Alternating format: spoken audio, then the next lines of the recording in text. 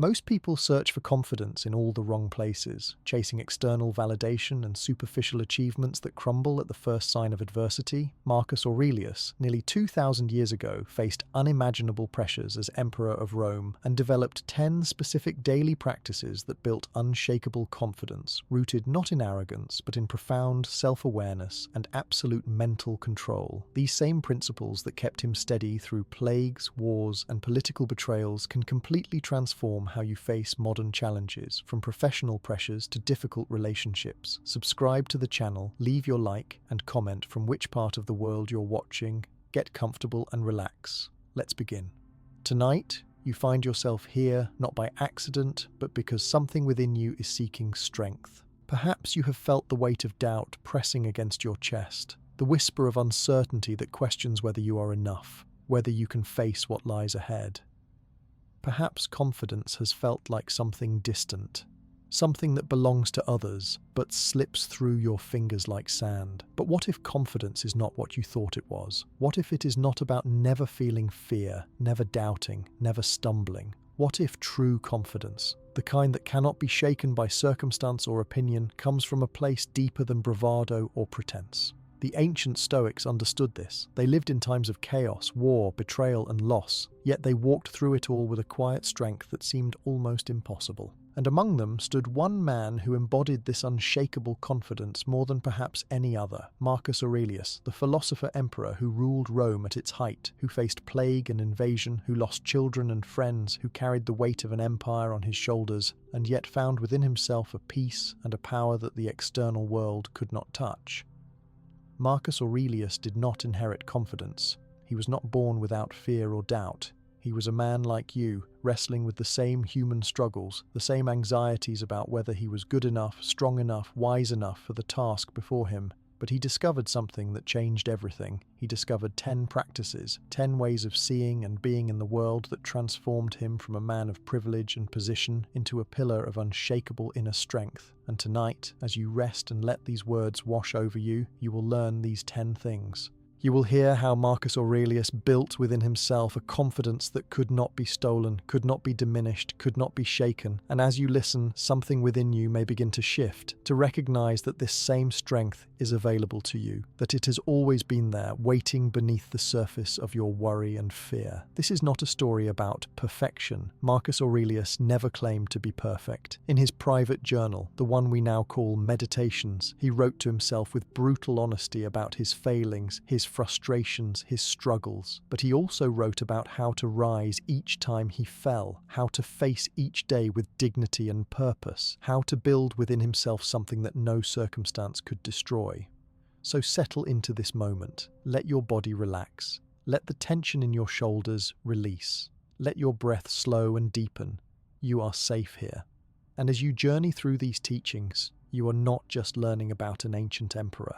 You are discovering the blueprint for your own unshakable confidence. The first thing Marcus Aurelius did to build unshakable confidence was perhaps the most counterintuitive. He accepted, fully and completely, what he could not control. This may seem at first like the opposite of confidence. We often think confidence comes from control, from being able to master our environment, from making things go our way. But Marcus understood something profound. He understood that true confidence cannot rest on things outside yourself, because everything outside yourself is ultimately beyond your control. The weather will change. People will disappoint you, plans will fall apart, illness will come, loss will come, death will come. If your confidence depends on preventing these things, you will live in constant anxiety, and your confidence will be as fragile as glass. Marcus Aurelius faced this reality every day. As emperor, he had more power than almost anyone in the world, and yet he could not control the plague that swept through Rome, killing thousands. He could not control the barbarian invasions at the borders. He could not control the betrayal of those he trusted. He could not even control his own body, which was frequently racked with illness. But instead of letting these things destroy his confidence, he made a radical choice. He decided that his confidence would not depend on controlling these external things. Instead, it would depend solely on controlling the one thing he could always control: his own mind, his own judgments, his own responses. In his meditations, Marcus wrote to himself again and again, reminding himself of this fundamental truth. You have power over your mind, not outside events. Realize this, and you will find strength. This was not just philosophy for him.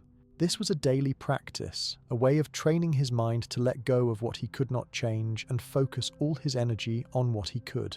When something went wrong, when a plan failed or a person disappointed him, he would pause and ask himself a simple question: is this within my control? If the answer was no, he would practice acceptance, not passive resignation, but active acceptance. He would say to himself, this is how things are. I cannot change it, but I can choose how I respond. And in that choice lies all my power. This practice became the foundation of his confidence, because once you truly accept what you cannot control, once you stop wasting energy fighting against unchangeable reality, you discover something remarkable. You discover that you are far stronger than you thought. You discover that you can face loss without being destroyed. You can face disappointment without losing your center. You can face failure without losing your worth. Because your confidence is no longer tied to outcomes. It is tied to something deeper, your ability to respond with wisdom and virtue no matter what happens. Think about this for a moment as you rest here in the quiet. How much of your anxiety, your worry, your lack of confidence comes from trying to control things that are not in your control? How much energy do you spend worrying about what others think, about whether your plans will work out, about whether you will avoid pain or loss? And what would happen if you made the same choice Marcus Aurelius made? What if you decided right now that your confidence would no longer depend on these external things? What if your confidence came instead from knowing that whatever happens, you have the strength to face it, to learn from it, to grow through it? This is not easy. It goes against every instinct. We want to control. We want to prevent pain. We want guarantees. But guarantees do not exist. Control is an illusion. And the more tightly you grasp for control, the more anxious and fragile you become. Marcus Aurelius discovered that letting go of this impossible desire for control was not weakness, but the ultimate strength. It was the first step toward unshakable confidence. When you accept what you cannot control, you stop being at the mercy of circumstances. You stop needing everything to go your way in order to feel secure.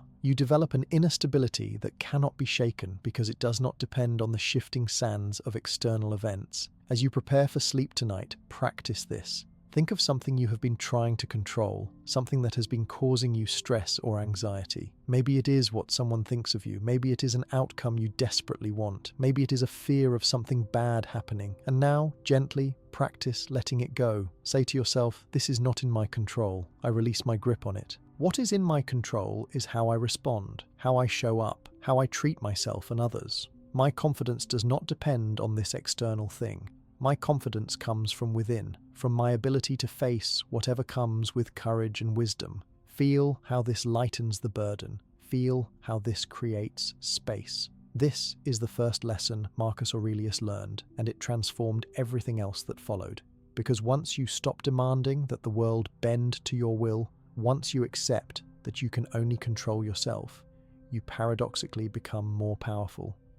You become someone who can weather any storm, not because storms never come, but because you have built within yourself a foundation that storms cannot shake. This is the beginning of unshakable confidence. This is the first thing Marcus Aurelius did, and it is the first thing you can do too. The second thing Marcus Aurelius did to build unshakable confidence was to practice something the Stoics called negative visualization. This might sound strange, even counterintuitive. Why would imagining negative outcomes build confidence? Shouldn't we think positively? Shouldn't we visualize success? But Marcus understood something that modern positive thinking often misses. He understood that confidence does not come from pretending bad things will not happen. It comes from knowing that even if they do, you will be okay. True confidence is not fragile optimism. It is the deep knowing that you can handle whatever life brings. So Marcus practiced regularly and deliberately imagining loss, not to torture himself, but to prepare himself. He would imagine losing his position as emperor. He would imagine the death of loved ones. He would imagine failure, betrayal, disgrace. And rather than letting these thoughts spiral into anxiety, he would use them as training. He would ask himself, if this happened, could I survive it? Could I maintain my dignity? Could I continue to live with virtue? And the answer, he discovered, was always yes. Not because these things would not hurt, but because he had the inner resources to face them. This practice removed the power of fear. When you have already faced the worst in your imagination, when you have already walked through it and come out the other side, the fear of it loses its grip on you. This is radically different from worry. Worry is repetitive, unproductive anxiety that drains you. Negative visualization is intentional, time-limited mental preparation that strengthens you. Marcus would set aside time to contemplate impermanence, to remember that everything he had could be taken away, and this made him appreciate it more while he had it and fear its loss less. He wrote in his meditations, "Do not hope that events will turn out the way you want. Welcome events in whichever way they happen. This is the path to peace." This was not pessimism. It was realism combined with inner strength. It was the confidence that comes from knowing you can adapt, that you can find meaning and purpose even in difficult circumstances. Think about the things you fear most. Perhaps it is failure in your career. Perhaps it is rejection. Perhaps it is loss of health or the death of someone you love. These fears may haunt you, robbing you of peace and confidence. But what if you did what Marcus did? What if you took some quiet time to face these fears directly, not to dwell in them, but to walk through them with courage? Imagine the worst happening. Really imagine it. And then ask yourself, would I survive this? Would life continue? Could I find a way forward? The honest answer is almost always yes. You are stronger than you think. You have already survived every difficult day of your life so far. You have resources within you that you may not even realize. When Marcus Aurelius practiced negative visualization, he was not inviting disaster. He was removing its power over him. He was saying to fear, "I see you. I acknowledge that bad things can happen, but I am not paralyzed by you. I am prepared." And this preparation brought him tremendous confidence. He could walk into difficult situations without being controlled by the fear of what might happen. He could take risks, make hard decisions, and face opposition because he had already imagined the worst and knew he could handle it. His confidence was not dependent on everything going well. It was rooted in his trust in his own resilience. You can practice this too. Not obsessively, not as a way to torture yourself with worst-case scenarios, but as a deliberate practice of building inner strength. Perhaps once a day, for just a few minutes, contemplate impermanence. Remember that nothing lasts forever. The good things will pass, and so will the bad. Your possessions, your status, your relationships, even your life itself, all of these are temporary. And rather than this being depressing, it can be liberating. When you accept impermanence, when you release your white-knuckled grip on keeping everything the same, you open yourself to confidence that is not brittle but flexible, not dependent on circumstances but rooted in your ability to adapt and find meaning in whatever comes. Marcus also practiced gratitude alongside negative visualization. After imagining loss, he would appreciate what he had with renewed depth. He would look at his loved ones and think, "I may not have them forever," which made every moment with them more precious. He would experience a beautiful day and think, "This will not last," which made him savor it fully. This practice of contemplating loss did not make him gloomy. It made him present, it made him grateful, and it made him confident because he knew that his well-being did not depend on never experiencing loss. It depended on his ability to face loss with grace and continue to find reasons to live with purpose and virtue. As you lie here now, ready for sleep, try this practice gently. Think of something you value, something you would be sad to lose, and rather than pushing away the thought that you might lose it, sit with it for a moment. Imagine it gone. Feel the sadness, but do not drown in it. Instead, ask yourself, if I lost this, could I still be okay? Could I still find meaning? Could I still live with dignity? And you will find that the answer is yes. This does not diminish the value of what you have. It deepens your appreciation for it, and it builds in you the confidence that comes from knowing you are resilient, that you are not fragile, that you can face the full range of human experience and remain standing. This is the second thing Marcus Aurelius did to build unshakable confidence. He looked directly at what he feared. He did not pretend loss and difficulty would not come. He prepared for them mentally and emotionally, and in doing so, he removed their power to control him. He became someone who could face anything because he had already faced it in his mind and survived. This is not the confidence of someone who has never known difficulty. It is the confidence of someone who has walked through fire, even if only in imagination, and discovered they are not as breakable as they thought. This is the confidence available to you, not through denying reality, but through facing it fully and discovering your own strength in the process. The third thing Marcus Aurelius did to build unshakable confidence was to keep a journal, not a record of events, but a philosophical practice of self-examination and self-correction. What we now know as his meditations was never intended for publication. It was his private conversation with himself, a place where he could be brutally honest about his struggles and remind himself of the principles he wanted to live by. This practice became one of the most powerful tools in his development of confidence, because true confidence requires self-awareness. You cannot be truly confident if you are lying to yourself, if you are inflating your virtues or denying your flaws.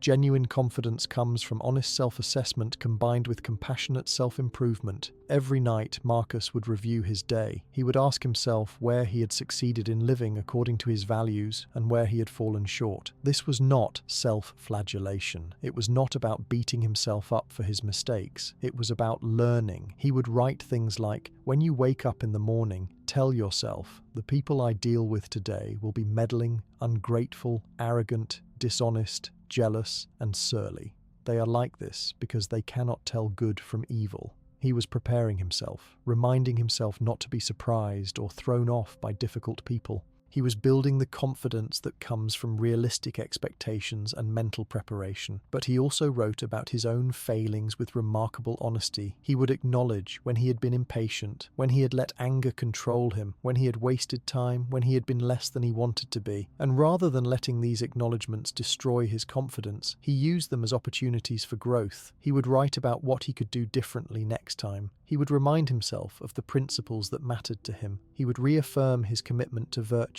This practice created a feedback loop of continuous improvement that built genuine confidence over time. Think about how different this is from the way most people approach confidence. Many people try to build confidence by focusing only on their successes and ignoring their failures. They try to maintain a positive self-image by denying anything that contradicts it. But this creates fragile confidence that shatters the moment they make a mistake or face criticism.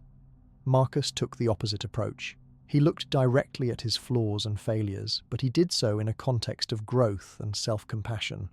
He did not define himself by his mistakes. He saw them as information, as opportunities to learn and improve. This journaling practice also helped Marcus clarify his values and principles.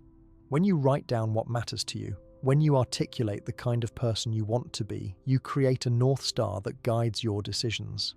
Marcus would write about the virtues he wanted to embody: wisdom, justice, courage, self-discipline.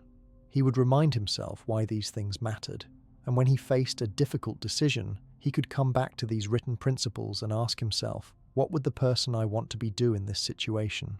This gave him the confidence to make hard choices, because he was not just acting on impulse or trying to please others. He was acting in alignment with clearly defined values that he had reflected on deeply. The act of writing itself was important to Marcus. When you write, you slow down your thoughts. You can examine them more carefully. You can catch distortions and irrational beliefs. You can question whether what you are thinking is actually true. If you are distressed by anything external, the pain is not due to the thing itself, but to your estimate of it, and this you have the power to revoke at any moment.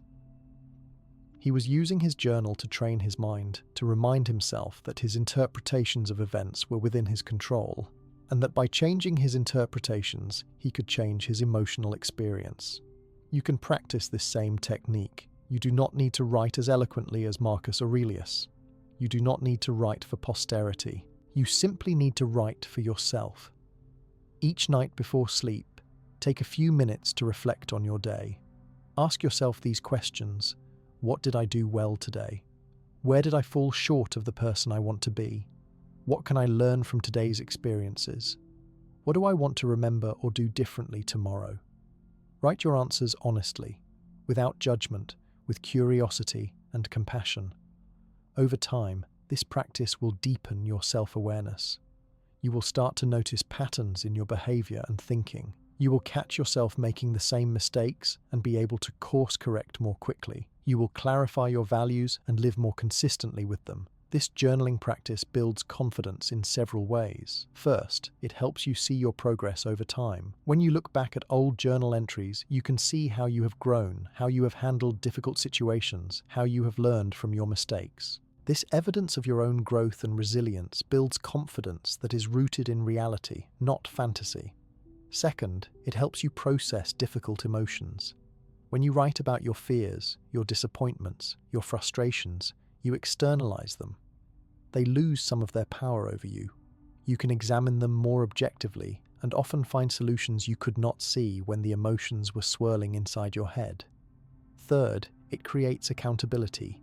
When you write down your intentions and values, you are more likely to follow through on them. You create a record of who you want to be, and that record calls you to live up to it. Marcus Aurelius used his journal to have conversations with himself, to teach himself, to remind himself of what he knew but often forgot in the heat of the moment. He would write things like, "You have power over your mind, not outside events. Realize this, and you will find strength." These were not just nice words. They were reminders he needed, principles he had to consciously reinforce because he knew how easy it was to forget them when life got difficult.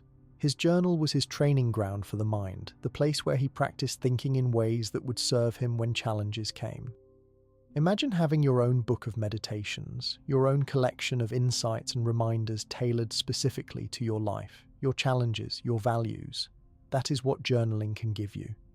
And the confidence that comes from this practice is deep and authentic.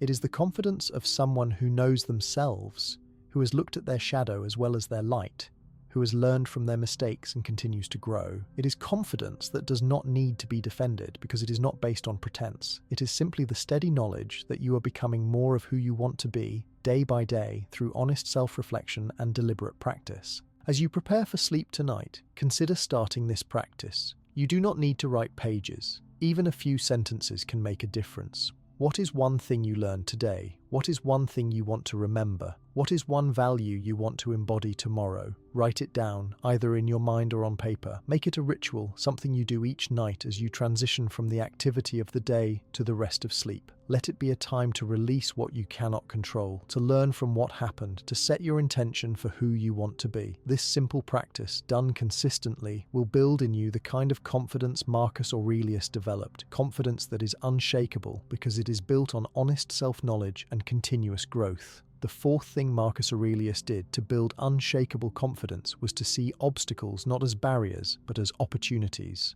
This is perhaps one of the most famous aspects of his philosophy, captured in his words, "The impediment to action advances action. What stands in the way becomes the way." This was not just a clever phrase, it was a complete reframing of difficulty, a way of seeing that transformed every challenge from a threat into a chance to grow stronger. And this shift in perspective created a kind of confidence that is rare and powerful, the confidence that says, "Bring it on, because whatever you throw at me will only make me better." Most people see obstacles as problems to be avoided. When difficulty arises, when plans fall apart, when unexpected challenges appear, the natural response is frustration, complaint, sometimes despair. Why is this happening to me? This is not fair. This should not be this hard. But Marcus trained himself to respond differently. When an obstacle appeared, he would pause and ask himself, "How can I use this? How can this make me stronger? What virtue can I practice in the face of this challenge?" If someone betrayed him, it was an opportunity to practice forgiveness and discernment. If he fell ill, it was an opportunity to practice patience and acceptance. If his plans failed, it was an opportunity to practice adaptability and creativity. This approach requires a fundamental shift in how you view the world. Most people see comfort and ease as desirable and difficulty as undesirable. But Marcus understood that virtue, strength, and character are built through challenge, not through ease. If everything came easily, if you never faced resistance, you would remain weak and untested. Muscles grow through resistance. Skills develop through practice. Character is forged in the fire of difficulty. So rather than wishing for an easy life, Marcus welcomed a challenging one, because he knew that challenges were the very means by which he could develop the qualities he most valued. Think about the obstacles in your own life right now. Perhaps you are facing a difficult relationship, a challenging work situation, health problems, financial stress, self-doubt. These feel like problems, like things that are preventing you from being happy or confident. But what if they are not? What if they are exactly what you need right now to develop the strength you do not yet have? What if each obstacle is life's way of saying, "Here is your training ground. Here is where you can become more patient, more resilient, more creative, more compassionate"? When you shift your perspective this way, Obstacles lose their power to defeat you. They become your teachers, your coaches, your opportunities. Marcus would remind himself that external events are neutral. They are neither good nor bad in themselves. They simply are. What makes them good or bad is the use we make of them. A setback can destroy someone who sees it as a catastrophe. That same setback can strengthen someone who sees it as a chance to learn and adapt. The event is the same. The outcome is completely different, determined not by the event, but by the response to it. This understanding gave Marcus tremendous confidence because it meant that no external event had the power to defeat him unless he allowed it to. Every obstacle could be turned to his advantage if he chose to see it that way and respond with wisdom and virtue. This is not about toxic positivity or pretending that bad things are good. Pain is real. Loss is real. Difficulty is hard. Marcus did not deny this, but he refused to let difficulty be the end of the story. He refused to be a victim of circumstances. Instead, he made himself the active agent, the one who decides what any circumstance will mean and what he will do with it. Someone insults you, that is their failure of character, and your opportunity to practice patience and rising above pettiness. You fail at something important? That is information about what to do differently next time, and your opportunity to practice humility and perseverance. You face a limitation, a disability, a loss? That is your opportunity to discover strength you did not know you had, to find new paths, to develop new virtues. Ryan Holiday, a modern writer on Stoicism, tells the story of how Marcus Aurelius dealt with the endless problems of being emperor. There were always crises, wars, plagues, betrayals, economic troubles, and Marcus could have been overwhelmed. He could have complained about how unfair it was, how difficult his position was. Instead, he saw each crisis as exactly the kind of challenge that could make him a better emperor and a better person. He wrote, "Our actions may be impeded, but there can be no impeding our intentions or dispositions, because we can accommodate and adapt. The mind adapts and converts to its own purposes the obstacle to our acting." In other words, even when we cannot do what we planned, we can still act with virtue, and often the obstacle itself shows us a better way forward than we had originally planned. This approach builds unshakable confidence because it means you are never truly stuck. There is always something you can do. There is always a way to respond that increases your wisdom and strength. You do not need circumstances to be perfect. You do not need everything to go according to plan. You can work with whatever you are given and turn it to good use. This is the confidence of someone who knows they are resourceful, adaptable, and ultimately defined not by what happens to them, but by how they respond to what happens. External events do not have the final word. You do. As you rest here tonight, think about an obstacle you are currently facing. Instead of seeing it as a problem, try seeing it as a question. What is this situation asking me to develop? What quality do I need to cultivate to handle this well? Maybe it is patience, maybe it is courage, maybe it is creativity or humility or assertiveness. Every obstacle is custom designed to help you grow in exactly the way you need to grow. Trust that. And when you wake tomorrow, approach that obstacle with curiosity instead of dread. See it as your training, your opportunity. This shift in perspective will not make the difficulty disappear, but it will transform your relationship to it. You will no longer be a victim of circumstances. You will be a student of life, constantly learning, constantly growing stronger. This is what Marcus Aurelius did. This is the confidence he built, and this is available to you right now with whatever challenges you face. The fifth thing Marcus Aurelius did to build unshakable confidence was to live by his own principles rather than seeking the approval of others. This may be one of the most difficult aspects of Stoic confidence, because human beings are social creatures.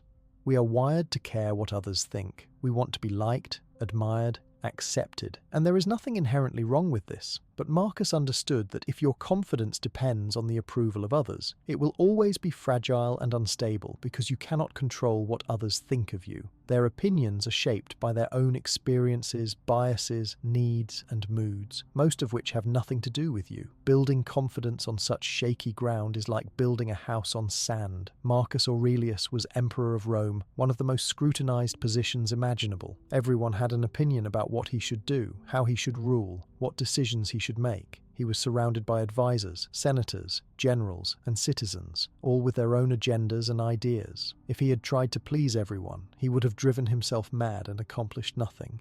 Instead, he developed a powerful inner compass. He clarified his own values and principles through his journaling and philosophical study, and he committed to living by those principles regardless of whether others approved.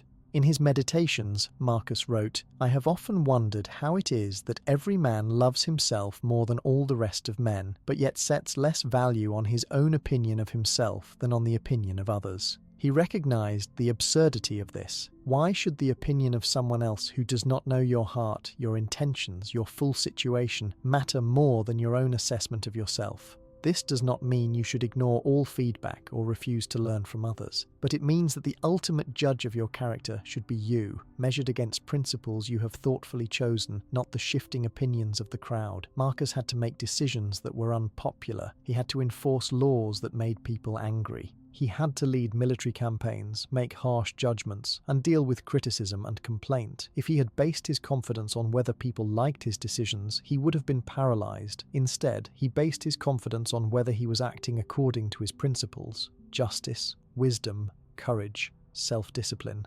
If he could look himself in the eye at the end of the day and know he had tried to do what was right, even if it was difficult or unpopular, that was enough. He wrote, "Everything we hear is an opinion, not a fact. Everything we see is a perspective, not the truth." This gave him freedom from the tyranny of others' judgments. Think about how much of your own confidence, or lack of it, is tied to what others think.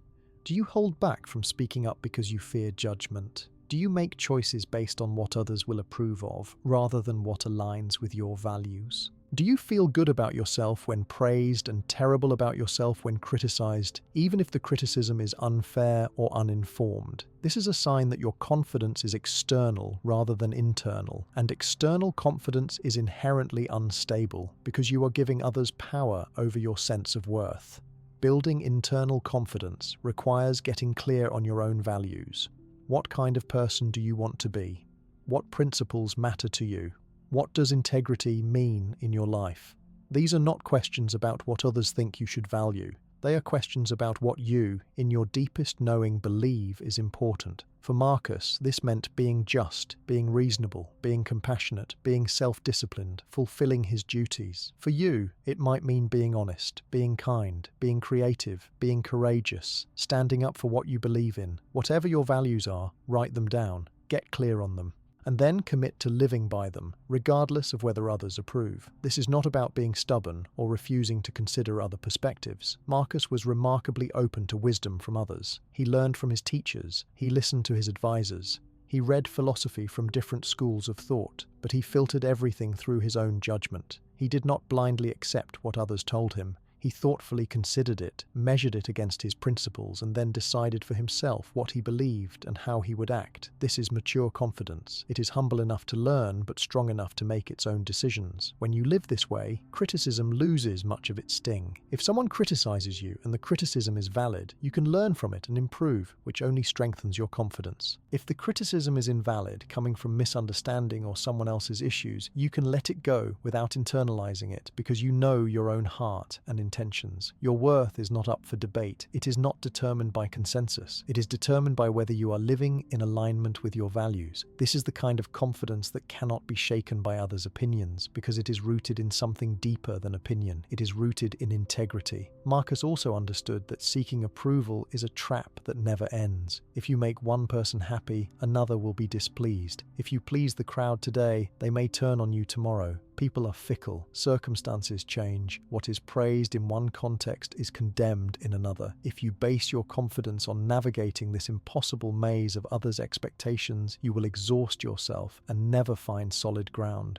But if you base your confidence on knowing that you are doing your best to live with integrity, you have something stable to stand on. You can weather criticism, rejection, and misunderstanding because you know who you are and what you stand for. As you lie here in the quiet, reflect on this question. Whose approval are you seeking? Is it your parents, even though you are now an adult? Is it your peers, your colleagues, strangers on the internet? And what would change if you decided that the only approval that truly matters is your own?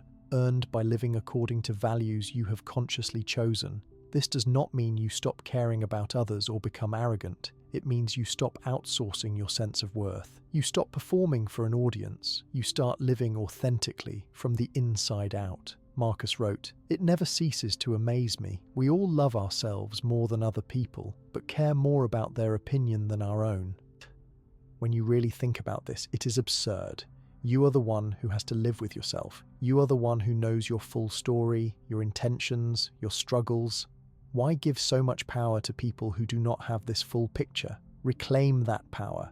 Build your confidence on the solid foundation of your own integrity. Live by your principles. Be able to look yourself in the eye and let others' opinions be what they are. Just opinions. Interesting perhaps, sometimes useful, but never the final word on your worth. This is the fifth thing Marcus Aurelius did to build unshakable confidence. He stopped performing for approval. He clarified his values and lived by them. He accepted that not everyone would understand or agree with his choices, and he made peace with that. His confidence came from integrity, from alignment between his values and his actions, not from the impossible task of pleasing everyone. When you do this, when you build this kind of internal confidence, you become free in a way that is hard to describe. You stop being controlled by fear of judgment. You stop contorting yourself to fit others' expectations. You simply live as yourself, doing your best to be the person you want to be. And that, more than anything, is the essence of unshakable confidence. The sixth thing Marcus Aurelius did to build unshakable confidence was to practice memento mori, remembering death. This might seem morbid at first, like it would create anxiety rather than confidence, but the Stoics understood something profound about mortality. They understood that remembering you will die is not depressing. It is clarifying. It is liberating. It puts everything in perspective and frees you from petty concerns.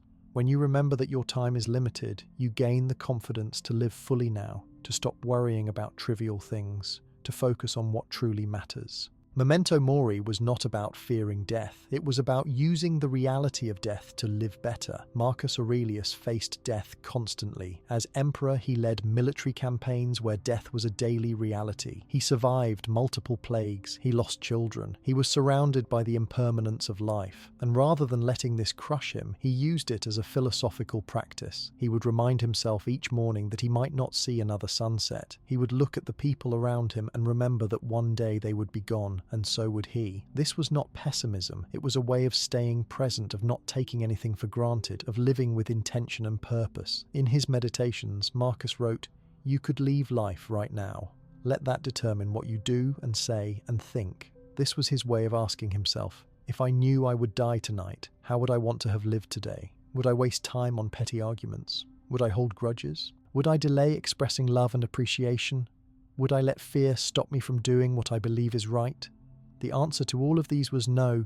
Remembering death helped Marcus focus on what truly mattered and let go of what did not. It gave him the confidence to act now, to speak truth, to love fully, because he knew there was no guarantee of tomorrow. This practice builds confidence in several ways. First, it diminishes the power of trivial concerns. When you remember that you will die, that all of this is temporary, you realize how ridiculous it is to be paralyzed by worry about what someone said about you, or whether you made a small mistake, or whether you have the trendiest possessions. None of that matters in the face of mortality.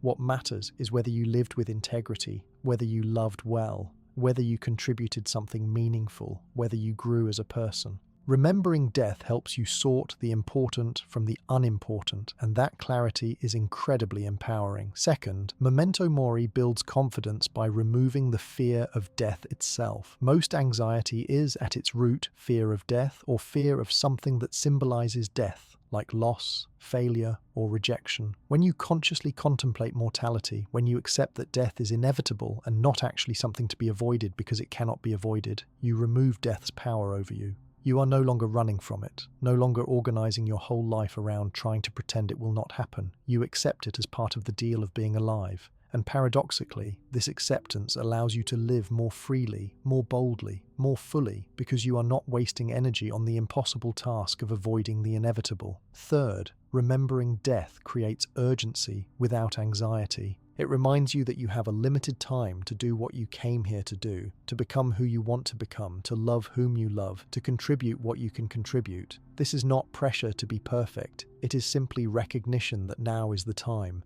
not someday, not when everything is perfect, not when you feel ready. Now. Marcus would ask himself, what if this is my last day? How do I want to show up? This question eliminated procrastination, fear, and hesitation. It gave him the confidence to act, to speak, to decide, because waiting for the perfect moment is waiting forever, and forever is not an option. You can practice memento mori in a gentle way.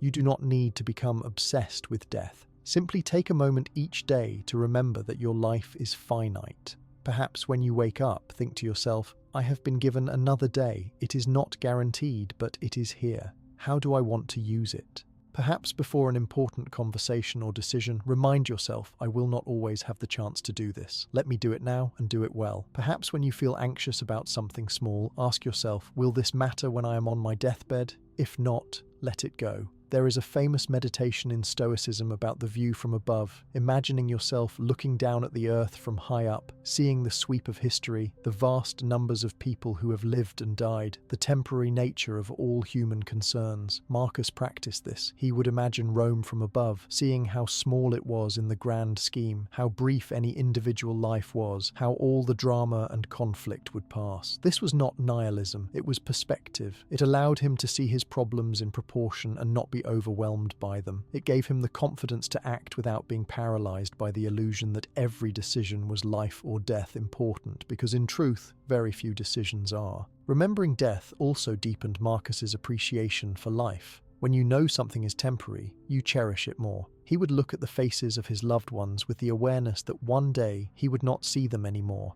This made every interaction precious. He would experience a beautiful moment and be fully present to it, knowing it would not last. This is not sad. This is being fully alive. Many people sleepwalk through life, taking everything for granted, assuming there will always be more time. Then suddenly there is not, and they are filled with regret for all the moments they did not truly inhabit, all the love they did not express, all the risks they did not take. Marcus Aurelius did not want to die with regret, so he lived with death awareness. He let the reality of mortality inform his priorities. He spent his time on what mattered. He did not sweat the small stuff. He expressed his principles through his actions. He loved while he could. He served while he had the chance. And this gave him a kind of confidence that is rare, the confidence of someone who is living deliberately, who is not avoiding life but embracing it fully, including its ending. When you live this way, you have less to prove, less to defend, less to fear, because you are already doing what you came to do. As you prepare for sleep tonight, take a moment for this practice. Imagine that you are much older at the end of your life, looking back. What will matter to you then? What will you be proud of? What will you wish you had done more of or less of? And then ask yourself, knowing this, how do I want to live tomorrow? What do I want to prioritize? What fears or concerns can I let go of because they are not actually important in the long run? This is the gift of memento mori. It is not morbid, it is clarifying. It is the confidence that comes from knowing your time is limited and choosing to spend it well. This is what Marcus Aurelius practiced daily. This is part of how he built confidence that could not be shaken, because it was rooted in acceptance of reality and commitment to living meaningfully within that reality. The seventh thing Marcus Aurelius did to build unshakable confidence was to train his mind with the same discipline and dedication that a soldier trains his body.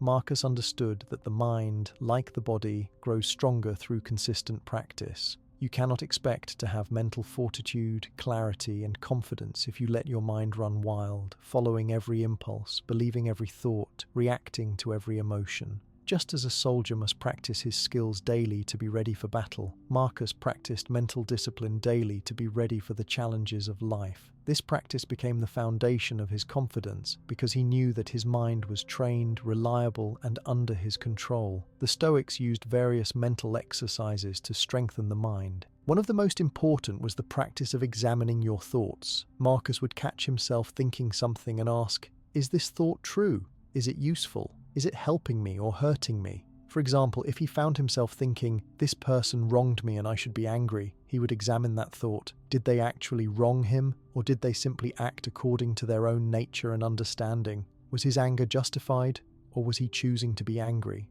And even if the anger was understandable, was it useful? Would it help him respond wisely, or would it cloud his judgment? By questioning his thoughts this way, Marcus developed the ability to separate automatic reactions from intentional responses. This practice requires you to create space between stimulus and response. Something happens, and your mind immediately generates thoughts and emotions about it. Most people identify completely with these initial reactions. They think, "I am angry," rather than, "I notice I am feeling anger." They think their thoughts are facts rather than interpretations. But Marcus trained himself to observe his thoughts and emotions as mental events, not as absolute truth. He would notice himself feeling afraid and think, "There is fear arising." He would notice himself judging someone and think, "There is a judgment appearing." This slight shift in perspective created freedom. He was no longer at the mercy of every passing thought and feeling. He could choose which ones to engage with and which ones to let pass. This mental discipline built tremendous confidence because it meant that Marcus could trust himself. He knew that he would not be hijacked by his emotions. He knew that he could think clearly even in difficult circumstances. He knew that his decisions would be based on reason and principle, not on impulse or reaction. When you have this kind of self-trust, when you know your own mind is trained and reliable, you can face anything with confidence. You do not need to fear your own reactions. You do not need to avoid difficult situations because you might not be able to handle your emotions. You know you can. Another mental exercise Marcus practiced was reframing. When something happened that his initial reaction labeled as bad, he would deliberately practice seeing it differently. Is this really a disaster? Or is it an inconvenience? Is this a rejection, or is it redirection? Is this a loss, or is it an opportunity to practice non-attachment? He was not pretending bad things were good. He was recognizing that his interpretation of events was flexible, and by choosing interpretations that empowered rather than victimized him, he could maintain his equilibrium and effectiveness. This is not positive thinking. It is accurate thinking.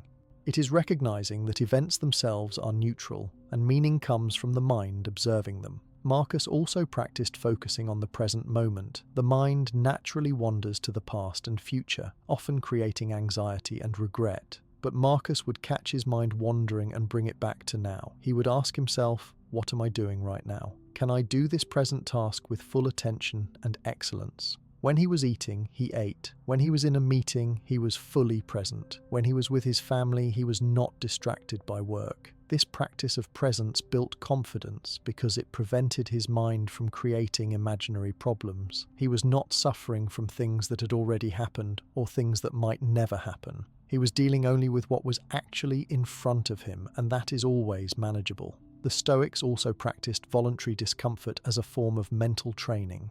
Marcus would occasionally deny himself comforts to remind himself that he did not need them, that he could be content with very little. He would sleep on a hard surface. He would eat simple food. He would endure cold or heat without complaint. This was not punishment, it was training. He was teaching himself that his well-being did not depend on perfect conditions. He was building resilience and self-reliance. When you know you can be okay without comfort, when you have proven to yourself that you can handle discomfort without falling apart, you develop a deep confidence. You are no longer fragile, no longer dependent on circumstances being just right. You know you can adapt to whatever comes. Think about your own mind. Is it trained, or does it control you? When a difficult emotion arises, can you observe it with some distance, or are you immediately overwhelmed by it? When a negative thought appears, can you question it, or do you automatically believe it? When you face discomfort, can you stay centered, or do you panic and avoid? These are the questions that reveal whether your mind is trained or untrained. And the good news is that training is always possible. No matter where you are starting from, you can begin to practice mental discipline and watch your confidence grow as a result. Start with simple practices. Several times a day, pause and notice what you are thinking. Just observe. You might be surprised by what you find. Your mind might be running commentary that is harsh, anxious, or simply inaccurate. Once you notice, you can question, is this thought true? Is it helpful? Would I say this to a friend? Or am I being unnecessarily harsh with myself? This simple practice of observing and questioning your thoughts will begin to create space to give you choice in how you respond to your own mental activity. Over time, this becomes easier and more automatic.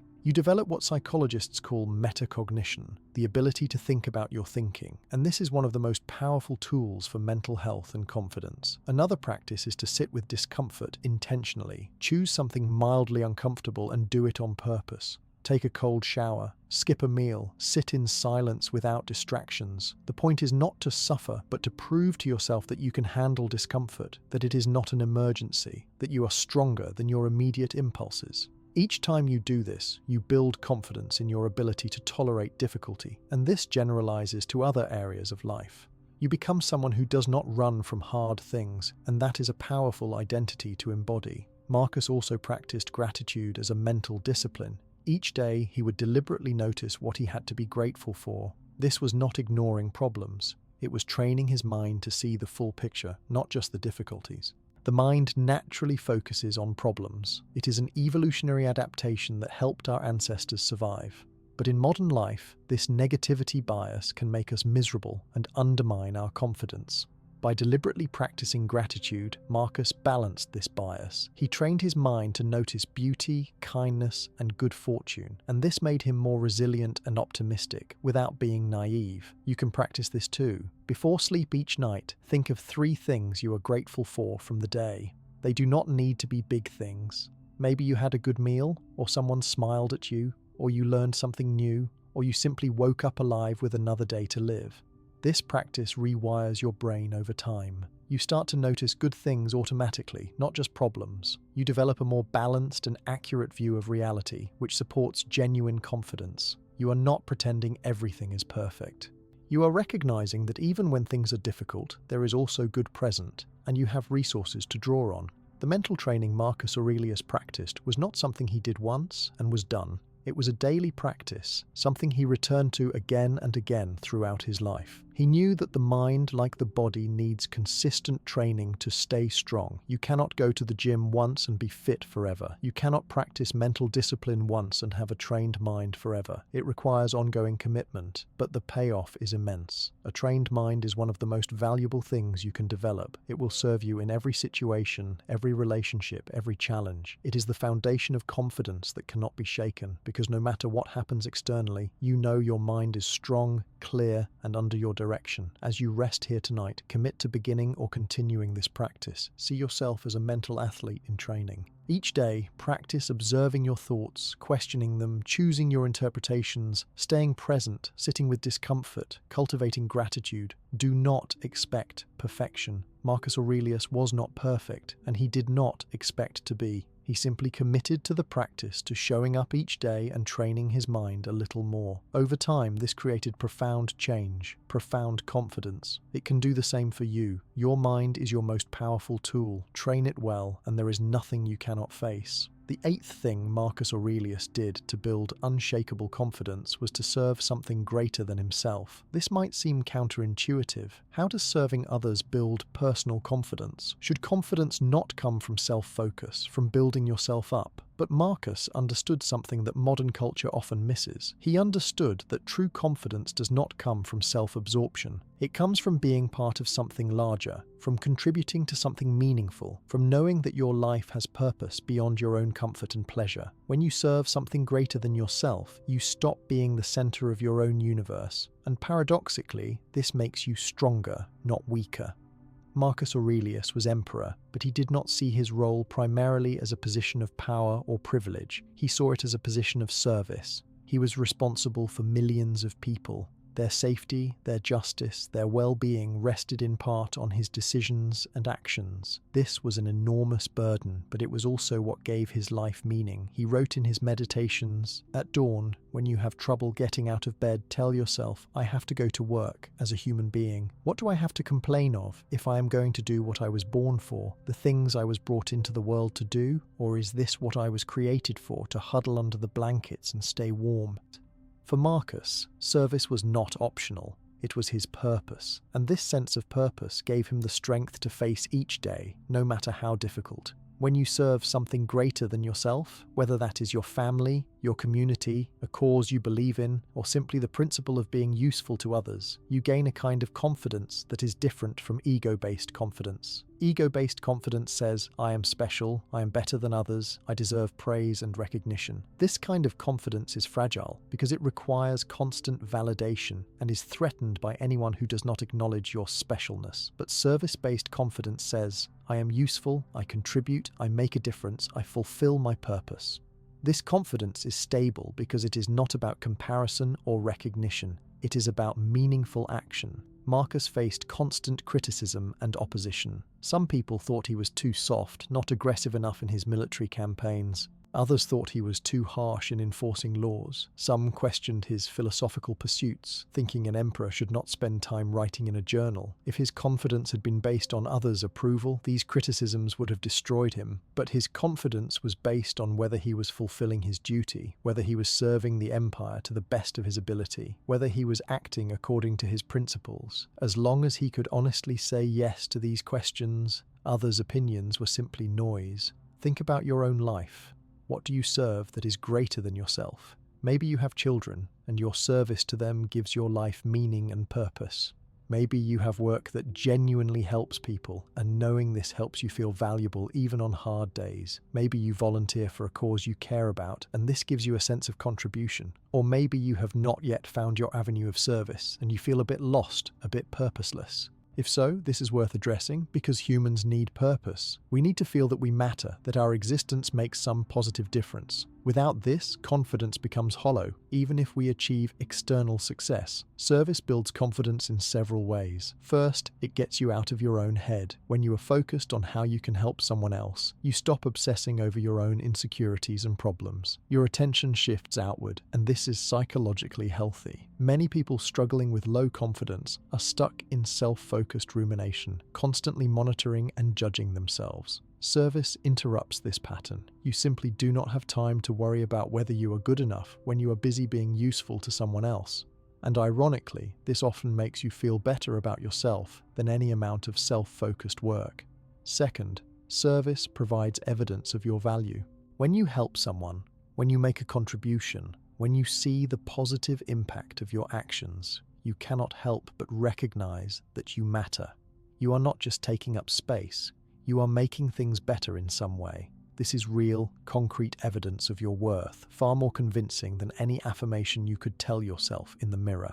Marcus saw the results of his decisions, both good and bad. He received reports from the provinces, heard cases in court, led armies. He could see, tangibly, that his actions mattered, that what he did affected real people's lives. This gave him confidence, even when the work was hard, because he knew it was important. Third, service connects you to others in a meaningful way. Humans are social creatures. We need connection. But not all connection builds confidence. Relationships based on competition, comparison, or superficiality can actually undermine confidence. But relationships based on service and mutual support build it. When you help someone, you create a bond.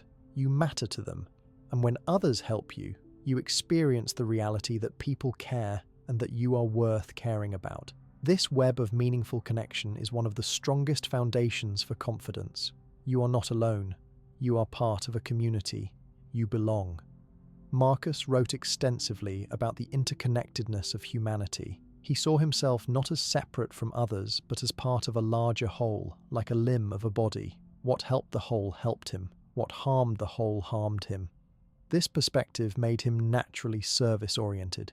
He could not imagine living only for himself because he understood that his well-being was tied to the well-being of others. This is not self-sacrifice in the sense of martyrdom. It is enlightened self-interest. When you contribute to the greater good, you are also serving yourself because you are part of that greater whole. You do not need to be emperor to practice this. You can serve in small ways every day. You can be kind to a stranger. You can do your work with care and attention, knowing that it affects others. You can be present and supportive to your family and friends. You can look for opportunities to help, to contribute, to make things a little better. Each time you do this, you are reinforcing the identity of someone who is valuable and effective. You are building confidence not through self-promotion, but through meaningful action. There is also something powerful about being part of a tradition or a lineage of service. Marcus saw himself as part of a long line of Stoic philosophers and Roman leaders who had dedicated themselves to service and virtue. He was not alone in his efforts. He was carrying forward a tradition, and one day others would carry it forward after he was gone. This took the pressure off. He did not need to perfect everything in his lifetime. He just needed to do his part, to contribute his chapter to the larger story. This perspective can be freeing. You are not responsible for fixing everything. You are just responsible for showing up and doing your best with what you have been given. As you prepare for sleep tonight, reflect on how you serve. If you have clear ways you contribute to something larger than yourself, take a moment to appreciate this. Feel the meaning it gives your life. Let it be a source of confidence, knowing that you matter, that you make a difference. And if you feel you are not currently serving in ways that feel meaningful, think about how you might begin. What needs do you see around you? What skills or resources do you have that could be useful to others? How could you show up more fully in service? You do not need to make grand gestures. Start small. The practice of service builds over time, and with it, a deep and stable confidence rooted in purpose and contribution. The ninth thing Marcus Aurelius did to build unshakable confidence was to embrace discomfort and adversity rather than avoid them. Modern culture often promotes the idea that comfort equals happiness, that the goal of life is to minimize stress and maximize pleasure. But Marcus understood that this approach creates weakness and fragility, not confidence. He knew that character, strength, and capability are built through challenge, not through ease. So rather than seeking the most comfortable life possible, he deliberately embraced difficulty when it came, and sometimes even sought it out, because he saw it as training for his mind and character. Marcus's life was filled with adversity. He did not choose an easy path. As emperor, he could have delegated most of his responsibilities and lived in luxury, but he did not. He personally led military campaigns on the frontiers, enduring harsh conditions, cold, mud, deprivation. He spent years away from Rome, away from comfort, living in military tents and dealing with the brutal realities of war. He did this not because he enjoyed suffering, but because he believed it was his duty, and because he knew that facing difficulty would make him stronger. He wrote, "The mind adapts and converts to its own purposes the obstacle to our acting. The impediment to action advances action. What stands in the way becomes the way." This embracing of difficulty built profound confidence in Marcus. He knew from direct experience that he could handle hard things. He was not fragile. He was not dependent on perfect conditions. He had proven to himself again and again that he could face discomfort, adversity, and challenge without breaking. This knowledge is incredibly empowering. When you know you can handle hard things, you stop being afraid of them. You stop organizing your life around avoiding difficulty. You make bolder choices. You take meaningful risks. You speak truth even when it is uncomfortable. You pursue important goals even when the path is challenging. This is the confidence of someone who has tested themselves and knows what they are capable of. Think about modern life for a moment. We have more comfort and convenience than any humans in history. Climate control keeps us at the perfect temperature. Food is abundant and easy to obtain. Entertainment is endless. We can avoid almost any physical discomfort if we choose. And yet, rates of anxiety and depression are higher than ever. People feel less confident, less capable, more fragile. Why? Perhaps because we have not been tested. We do not know what we can handle because we have not had to handle much. Our lives are comfortable but unchallenging, and without challenge, we do not develop strength. We remain uncertain of our capabilities, and this uncertainty undermines confidence. Marcus would say that the solution is not to wait for adversity to find you, but to seek out appropriate challenges that will help you grow. This does not mean being reckless or creating unnecessary problems. It means not always taking the easy path. It means choosing challenges that align with your growth. Maybe this means having a difficult conversation you have been avoiding. Maybe it means taking on a project that stretches your abilities. Maybe it means engaging in physical training that pushes your limits. Maybe it means sitting with uncomfortable emotions rather than immediately distracting yourself.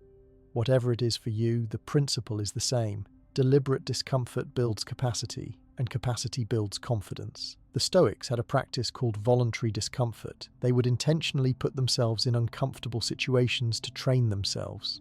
Seneca, another Stoic philosopher, would periodically live for a few days, as if he were poor, eating simple food, wearing rough clothing, sleeping on a hard surface. His goal was not to romanticize poverty, but to prove to himself that he could be content with very little, that his happiness did not depend on luxury. This gave him freedom. He did not need to fear losing his wealth because he knew he would be okay without it. He had tested himself and proven his resilience. You can practice this in small ways. Choose a day to fast or to eat only simple food. Take a cold shower instead of a hot one. Go for a run even when it is cold or rainy. Sit in silence without any entertainment for an hour. Do something that is uncomfortable but not harmful. The point is to prove to yourself that you can handle discomfort, that it will not destroy you, that you are tougher than you think. Each time you do this and come through it fine, you build confidence. You expand your comfort zone not by avoiding discomfort, but by becoming comfortable with discomfort. Marcus also practiced embracing adversity when it came uninvited. When something went wrong, when he faced opposition or loss, he did not waste time complaining or wishing things were different. He accepted what was happening and immediately shifted to, what can I do about this? How can I respond well? What virtue can I practice in this situation? This active, problem-solving approach to adversity built confidence because it reinforced his agency. He was not a victim of circumstances. He was an active participant, someone who could influence outcomes even in difficult situations. Even when he could not change the external circumstances, he could always control his own response, and that was enough. This is very different from how many people approach adversity. When something bad happens, the instinct is often to avoid, deny, or collapse. To say, this is terrible, this should not be happening, I cannot handle this. But every time you respond this way, you undermine your confidence. You reinforce the belief that you are fragile, that you cannot cope, that you need to be protected from difficulty. Marcus took the opposite approach. When adversity came, he would say, this is happening. It is within the range of possible human experience, and I have the resources to deal with it. This framing kept him in a position of strength rather than victimhood. Modern psychology supports this Stoic approach. Research on resilience shows that people who see challenges as opportunities to grow, who believe they can handle difficulty, who take active steps to cope rather than avoiding, these people are more psychologically healthy and more confident. It is not that they experience less adversity, it is that they respond to adversity in ways that build strength rather than undermine it. This is a learnable skill. You can practice responding to difficulty in empowering ways, and over time, this becomes your default approach. As you lie here now, think about your relationship with discomfort and adversity. Do you avoid it at all costs? Do you see difficulty as evidence that something is wrong? Or do you embrace it as part of life, as training for your character? What would change if you adopted Marcus's perspective, seeing every challenge as an opportunity to become stronger, more capable, more confident? You do not have to seek out unnecessary hardship. Life will bring enough challenge without you looking for it, but when it comes, welcome it. See it as your training, face it with courage, and each time you do, you will prove to yourself that you are capable, and your confidence will grow accordingly. The 10th and final thing Marcus Aurelius did to build unshakable confidence was to question his own thoughts and judgments continuously. This might seem to contradict confidence. Should not confident people be certain of their views? But Marcus understood that true confidence includes intellectual humility. It includes the recognition that your initial thoughts and judgments might be wrong, might be based on incomplete information or unconscious bias. The confidence to question yourself, to admit when you are wrong, to change your mind based on new evidence. This is the hallmark of mature confidence. It is confidence that is secure enough not to need to be right all the time, confident enough to seek truth rather than defend ego. In his meditations, Marcus frequently wrote reminders to himself to examine his judgments. He would ask, is this judgment true, or is it just my interpretation? Am I seeing reality clearly, or am I being distorted by emotion, by habit, by fear? He knew that the mind has a tendency to generate automatic thoughts and judgments that are not necessarily accurate. Someone cuts him off in traffic, and his mind immediately generates, that person is rude and inconsiderate.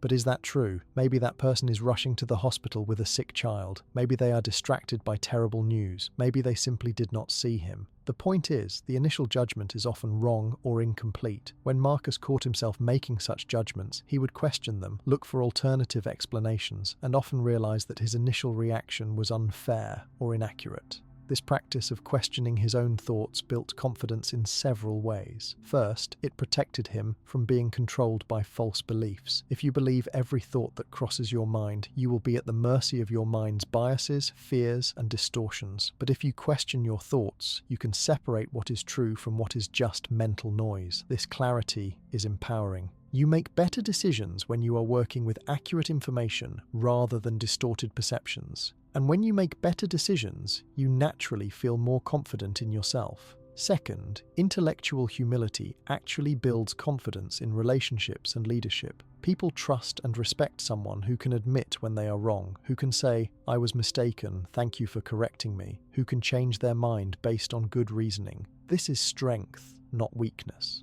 It shows that you care more about truth and effectiveness than about protecting your ego. Marcus was known for being open to input from his advisors, for considering different perspectives before making decisions, for admitting mistakes when he made them. This did not make people respect him less. It made them respect him more. It made him a better leader and a more trusted person. Third, questioning your judgments builds confidence by freeing you from rigid thinking. When you are certain that your view is the only right view, you become brittle. Any challenge to your beliefs feels like a personal attack. You have to defend yourself constantly. But when you hold your beliefs more lightly, when you are willing to question and update them, you become flexible and resilient. You can engage with people who disagree with you without feeling threatened. You can learn from mistakes without your identity crumbling. This flexibility is a form of strength that builds genuine confidence. Marcus practiced what philosophers call epistemic humility, the recognition that your knowledge is always limited and provisional. He was one of the most powerful men in the world, but he did not pretend to have all the answers. He consulted with advisors. He read philosophy from different schools of thought. He considered multiple perspectives before deciding on a course of action. And even then, he held his decisions lightly, ready to adjust if new information came to light. This approach might seem indecisive to some, but it is actually the height of wisdom and confidence. It takes confidence to say, "I might be wrong. Let me consider other perspectives." Think about your own thinking patterns. Do you question your thoughts, or do you assume they are accurate? When you have a strong emotional reaction to something, do you pause and ask, "Is my interpretation correct, or might I be missing something?" When someone disagrees with you, do you immediately defend your position, or do you consider that they might have a valid point? These questions reveal whether you are practicing intellectual humility or defending your ego. And the more you can practice the former, the more genuine confidence you will develop. One powerful technique Marcus used was to look at situations from different perspectives. When he found himself judging someone harshly, he would try to see the situation from their point of view. What might their motivations be? What constraints are they operating under? What do I not know about their situation? This practice of perspective taking prevented him from making snap judgments and helped him respond with more wisdom and compassion. It also protected him from the confidence-destroying experience of being proven wrong after having strongly committed to a position. When you hold your judgments lightly and consider multiple perspectives, you are rarely caught off guard or embarrassed by new information. Marcus also questioned his desires and aversions. When he wanted something strongly, he would ask, "Do I really need this, or is this just a conditioned desire? Will having this actually make me happy, or am I just assuming it will?" When he felt aversion to something, he would ask, "Is this really as bad as it seems, or am I exaggerating? Could I handle this better than I think?" These questions prevented him from being controlled by his impulses. They gave him freedom to choose his responses based on wisdom, rather than just following his immediate feelings. This kind of self-questioning requires a certain kind of courage. It means being willing to see yourself clearly, including your biases, your errors, your limitations. Many people avoid this because they fear that seeing their flaws will destroy their confidence.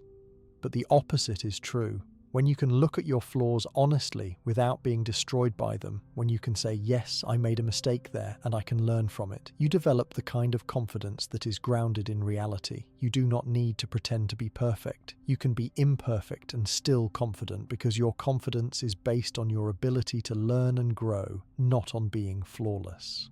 Modern cognitive behavioral therapy uses many techniques that echo this Stoic practice of questioning thoughts. Therapists help people identify distorted thinking patterns, automatic negative thoughts, cognitive biases, and then question these patterns. Is this thought true? What evidence supports or contradicts it? What would be a more balanced way to look at this situation? This practice has been shown to reduce anxiety, depression, and improve overall mental health. The Stoics discovered these techniques 2,000 years ago through philosophical practice. They work because thoughts shape emotions and behaviors, and when you can question and modify unhelpful thoughts, you change your entire experience. You can start practicing this today. When you notice a strong thought or judgment, especially a negative one about yourself or others, pause. Ask yourself, is this definitely true? Or is this just one way of looking at it?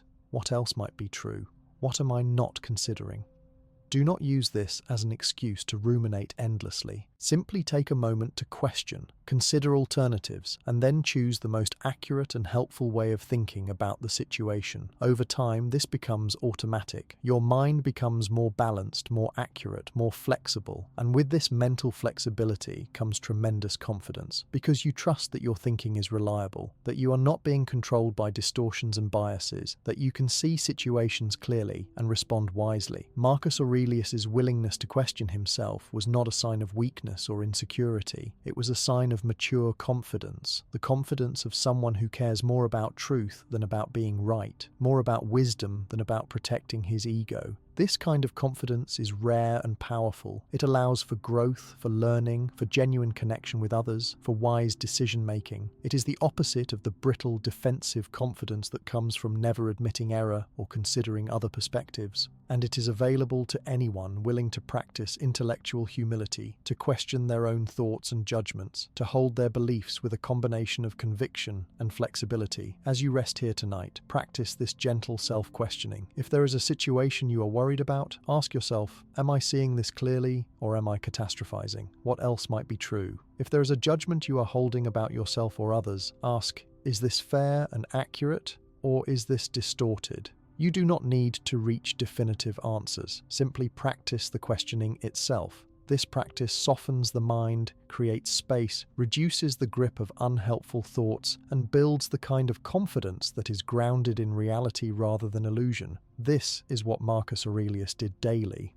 This is part of how he built confidence that was truly unshakable, because it was based on truth, wisdom, and the humility to know that he was always learning, always growing, always open to seeing more clearly. These 10 practices, these 10 things that Marcus Aurelius did to build unshakable confidence, they are not quick fixes or superficial techniques. They are a way of life, a way of training the mind and character over time. Marcus did not do these things once and achieve permanent confidence. He practiced them daily throughout his life, in his journal, in his actions, in his responses to challenges. And slowly, steadily, he built within himself a foundation that could not be shaken by circumstance or opinion. He became someone who could face anything with equanimity, not because he was superhuman, not because he never felt fear or doubt, but because he had trained himself to respond to fear and doubt with wisdom rather than being controlled by them. You have this same capacity. You may not be Emperor of Rome. You may not face the specific challenges Marcus faced, but you face your own challenges, your own doubts, your own struggles with confidence, and you can apply the same principles Marcus used. Accept what you cannot control. Practice negative visualization to remove fear's power. Keep a journal of self-examination. See obstacles as opportunities. Live by your principles rather than seeking others' approval. Remember your mortality to clarify your priorities. Train your mind with discipline. Serve something greater than yourself. Embrace discomfort and adversity. Question your own thoughts and judgments. These are not easy practices. They require commitment and consistency, but they work. They build real, lasting, unshakable confidence. Not the confidence of someone who has never been tested, but the confidence of someone who has faced difficulty and discovered their own strength in the process. Marcus Aurelius wrote much of his meditations while on military campaigns in harsh conditions, facing death regularly, carrying enormous responsibility, and yet his words convey not anxiety or despair, but a profound calm and confidence. He had found something that external circumstances could not touch. He had built within himself a fortress, not of denial or avoidance, but of wisdom, virtue, and trained thought. And he left us the blueprint for how to build this same fortress within ourselves. It is not built in a day. It is built through daily practice, through showing up again and again to do the inner work, through facing challenges with courage, through living with integrity, through questioning and learning and growing. Tonight, as you prepare for sleep, let these teachings settle into your consciousness. You do not need to remember every detail. The important thing is the direction, the understanding that confidence is not something you are born with or without, not something that depends on your circumstances or on what others think of you. Confidence is something you build deliberately through practices like these. It is something that grows stronger over time as you prove to yourself again and again that you can handle what life brings, that you can live according to your values, that you can face fear and doubt and continue to act with wisdom and courage. You are more capable than you know. You have reserves of strength that you have not yet tapped. Marcus Aurelius was a man just like you are human, just like you. He faced doubts and fears just like you do. The difference is that he committed to practices that built confidence and he stuck with them throughout his life. You can make that same commitment. Starting tomorrow or starting now, you can begin to apply these principles. Accept what you cannot control. Embrace challenges. Live with integrity. Question your thoughts. Serve others. Remember your mortality. Train your mind. Keep a journal. Welcome discomfort. Hold your beliefs with humble conviction. Do these things consistently, and you will be amazed at what develops within you. Unshakable confidence is not about never feeling fear. Marcus Aurelius felt fear. It is not about never failing. Marcus made mistakes. It is not about having all the answers. Marcus questioned himself constantly. Unshakable confidence is about knowing that whatever happens, you have the resources to face it, to learn from it, to continue to live with dignity and purpose. It is about being grounded in something deeper than circumstances, grounded in your character, your values, your trained mind. This is what Marcus built. This is what you can build too. The path is clear, the practices are available. All that is required is your commitment to walk this path day by day, challenge by challenge, practice by practice. Rest now with this knowledge. You are on a journey of becoming someone who is strong, not because life is easy, but because you have learned to meet difficulty with wisdom. Someone who is confident, not because you are perfect, but because you are constantly growing. Someone who is unshakable, not because nothing can disturb you, but because disturbances do not destroy your core. This is the legacy of Marcus Aurelius. This is what he offers you across 2,000 years. Not a quick fix, not empty promises, but a proven path to genuine, lasting confidence. Take it, walk it, and discover what you are truly capable of becoming. As you continue to rest here in this peaceful moment, let us deepen our understanding of what it truly means to build confidence the way Marcus Aurelius did.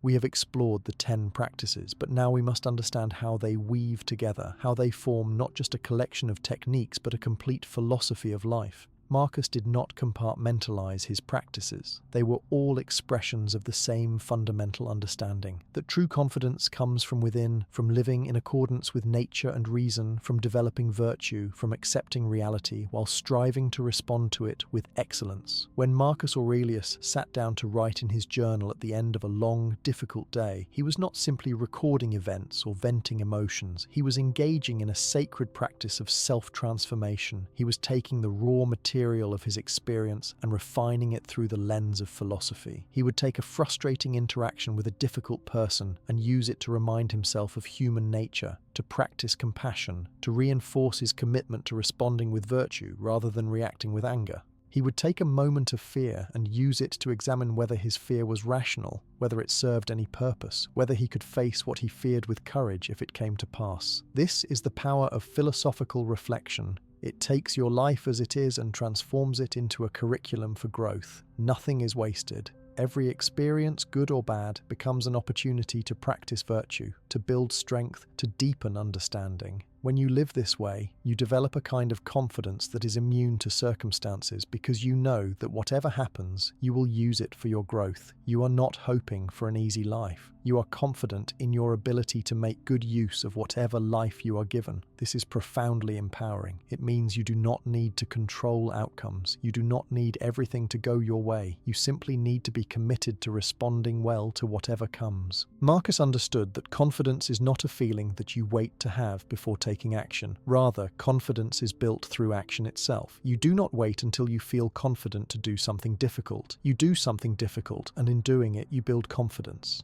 This is why embracing challenge is so important. Every time you face something hard and come through it, every time you do something that scares you and survive, every time you fail and get back up, you are building evidence of your own capability, and this evidence accumulates over time into a deep trust in yourself. Think of it like building muscle. You do not get strong by thinking about exercise or by waiting until you feel strong enough to start. You get strong by lifting weights that are challenging, by pushing your muscles beyond their comfort zone, by doing the work consistently over time. Confidence works the same way. You build it by taking action despite fear, by facing challenges despite feeling inadequate, by persisting despite setbacks. And just as muscles grow slowly and steadily with consistent training, confidence grows through consistent practice of these principles. One of the most insidious enemies of confidence is perfectionism. Many people think that confidence requires being perfect, never making mistakes, always having the right answer, always succeeding. But this is an impossible standard, and striving for it actually destroys confidence rather than building it, because you will inevitably fall short of perfection, and then you will judge yourself harshly, which undermines your sense of worth. Marcus Aurelius was not perfect. He knew this and acknowledged it in his writings. He made mistakes in judgment. He sometimes let his emotions get the better of him. He did not always live up to his own ideals, but he did not let this destroy him. Instead, he saw his imperfections as opportunities to learn, to grow, to do better next time. This is the Stoic approach to failure. Failure is not something to be avoided at all costs or hidden in shame. Failure is information. It tells you what does not work. It shows you where you need to develop new skills or understanding. It tests your character and gives you the opportunity to demonstrate resilience. When you have trouble getting out of bed in the morning, remember that your defining characteristic, what defines a human being, is to work with others.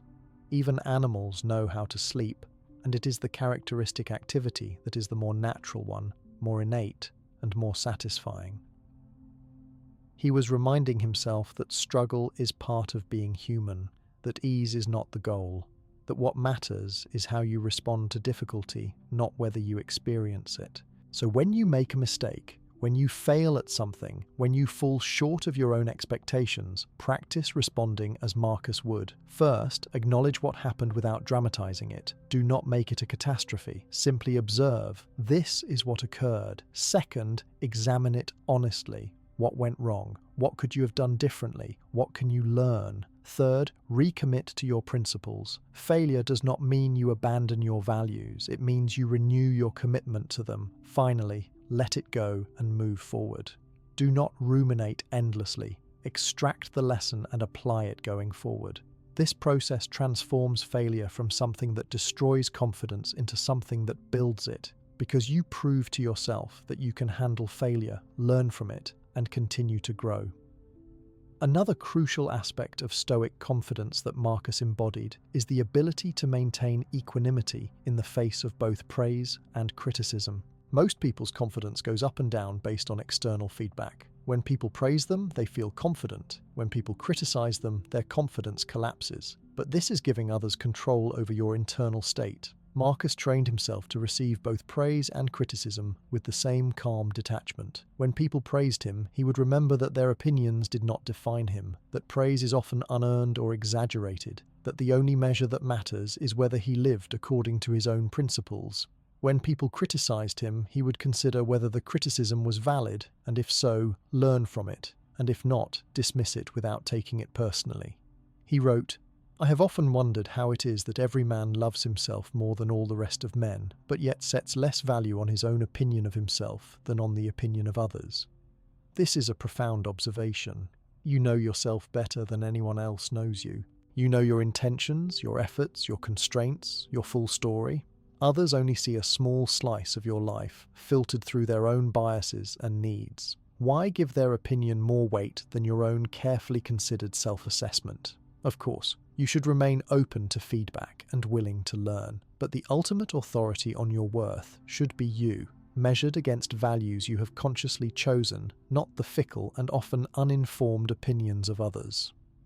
This brings us to another key element of Marcus's confidence, a clear sense of identity rooted in values rather than roles or achievements.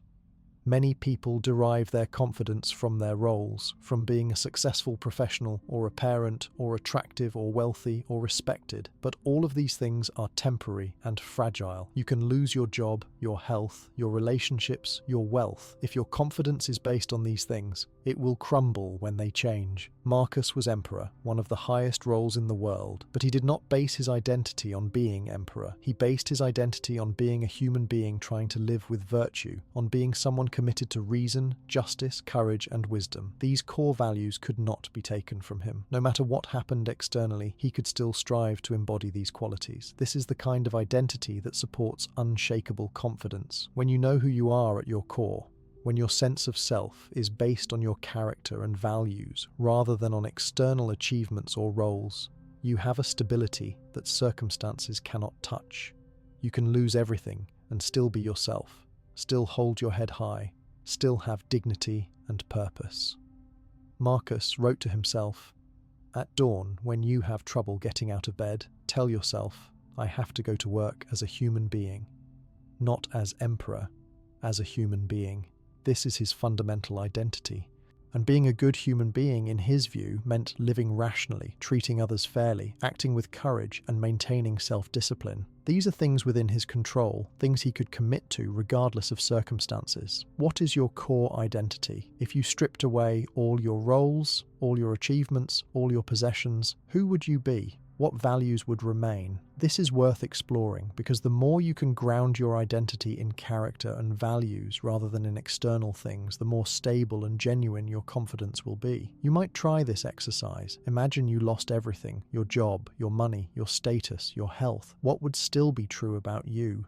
What qualities of character would remain? Maybe you would still be someone who tries to be honest, someone who cares about others, someone who faces difficulty with courage, someone who seeks to learn and grow. These are the things that really define you, and recognizing this is liberating. Your worth does not depend on circumstances. It depends on who you choose to be, and that is always within your control. Marcus also understood the importance of community and connection in building confidence. Though he approached it in a stoic way, he did not seek connection through trying to impress others or gain their approval. He sought connection through recognizing our common humanity, through serving the common good, through treating others with respect and fairness. He wrote, "We were born to work together, like feet, hands, and eyes, like the two rows of teeth, upper and lower.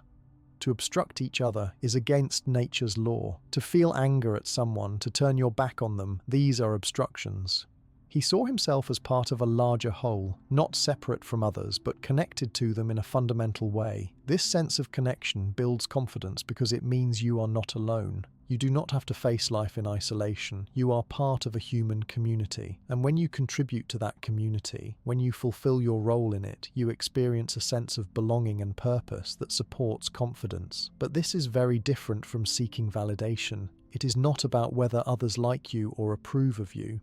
It is about recognizing your interdependence with others and acting accordingly, treating others as you would want to be treated, contributing to the common good, recognizing that your well-being and others' well-being are connected. In modern terms, we might call this a sense of mattering. Research shows that people who feel they matter, that their existence makes a positive difference to others, have higher well-being and confidence. This is not about fame or recognition. It is about the simple human need to feel that you contribute, that you are part of something larger than yourself. Marcus fulfilled this need through his role as emperor, but you can fulfill it in many ways. Through your work, if it genuinely serves others. Through your relationships, if you show up with care and presence. Through volunteering or activism, if you support causes you believe in. Through simply being a good neighbor, friend, family member, human being. When you know you matter, confidence comes naturally. Another aspect of Stoic confidence that Marcus exemplified is the ability to act despite uncertainty. Many people wait for certainty before taking action. They want to be sure they will succeed, sure they are making the right choice, sure they will not be criticized or rejected. But Marcus understood that certainty is rarely available. Life is uncertain. Outcomes are unpredictable. Information is always incomplete. If you wait for certainty, you will be paralyzed. Instead, you must learn to act based on your best judgment with the information you have, while remaining flexible and willing to adjust as new information comes in. This is not reckless action. It is thoughtful action in the face of uncertainty, which is the only kind of action available in real life. Marcus had to make decisions constantly. Decisions that affected millions of people, decisions with incomplete information, decisions where there was no clear right answer. He did not have the luxury of paralysis, so he practiced what we might call provisional confidence. He would gather information, consult with advisors, reflect on his principles, and then make the best decision he could, while holding that decision lightly, ready to adjust if circumstances changed. This is mature confidence, the confidence to act without needing guarantees, the confidence to make judgments without claiming absolute certainty, the confidence to commit to a course of action while remaining flexible and open to learning. You can practice this in your own life. When you face a decision, gather relevant information, but do not endlessly research, trying to achieve impossible certainty. Consult with people you trust, but do not outsource the decision. Reflect on your values and what matters most, and then make the best choice you can with the information and wisdom you currently have. Once you have decided, commit to your choice and give it your best effort, but hold it lightly. If new information suggests you are wrong, be willing to change course without beating yourself up. This approach allows you to move forward in life with confidence, even in the face of inevitable uncertainty. As we continue to explore the depth of Marcus Aurelius's approach to building unshakable confidence, it is important to understand that his philosophy was not merely intellectual, it was intensely practical, meant to be lived daily, tested in the crucible of real life. Marcus did not have the luxury of being a philosopher in an ivory tower, contemplating abstract ideas with no consequences. He was emperor, dealing with wars, plagues, economic crises, political intrigue, and the constant demands of ruling an empire. His Stoic practices had to work in the real world, under pressure, or they were worthless. And they did work. They sustained him through decades of challenges that would have broken most people. This is why his teachings are so valuable. They are not theory, they are field-tested wisdom. One of the practices that Marcus used to maintain confidence in the face of overwhelming responsibility was to break things down into manageable pieces. When you look at a huge problem all at once, it can be paralyzing. How do you deal with an empire-wide plague? How do you repel barbarian invasions across thousands of miles of frontier? How do you reform a corrupt bureaucracy? These problems are enormous, and if you think about them in their totality, you can easily feel helpless. But Marcus practiced focusing on what was immediately in front of him, the next right action, the task of this day, sometimes even just the task of this hour. He wrote, "Concentrate every minute like a Roman on doing what's in front of you with precise and genuine seriousness, tenderly, willingly, with justice, and on freeing yourself from all other distractions. Yes, you can if you do everything as if it were the last thing you were doing in your life, and stop being aimless, stop letting your emotions override what your mind tells you." This practice of present moment focus builds confidence because it makes the overwhelming manageable.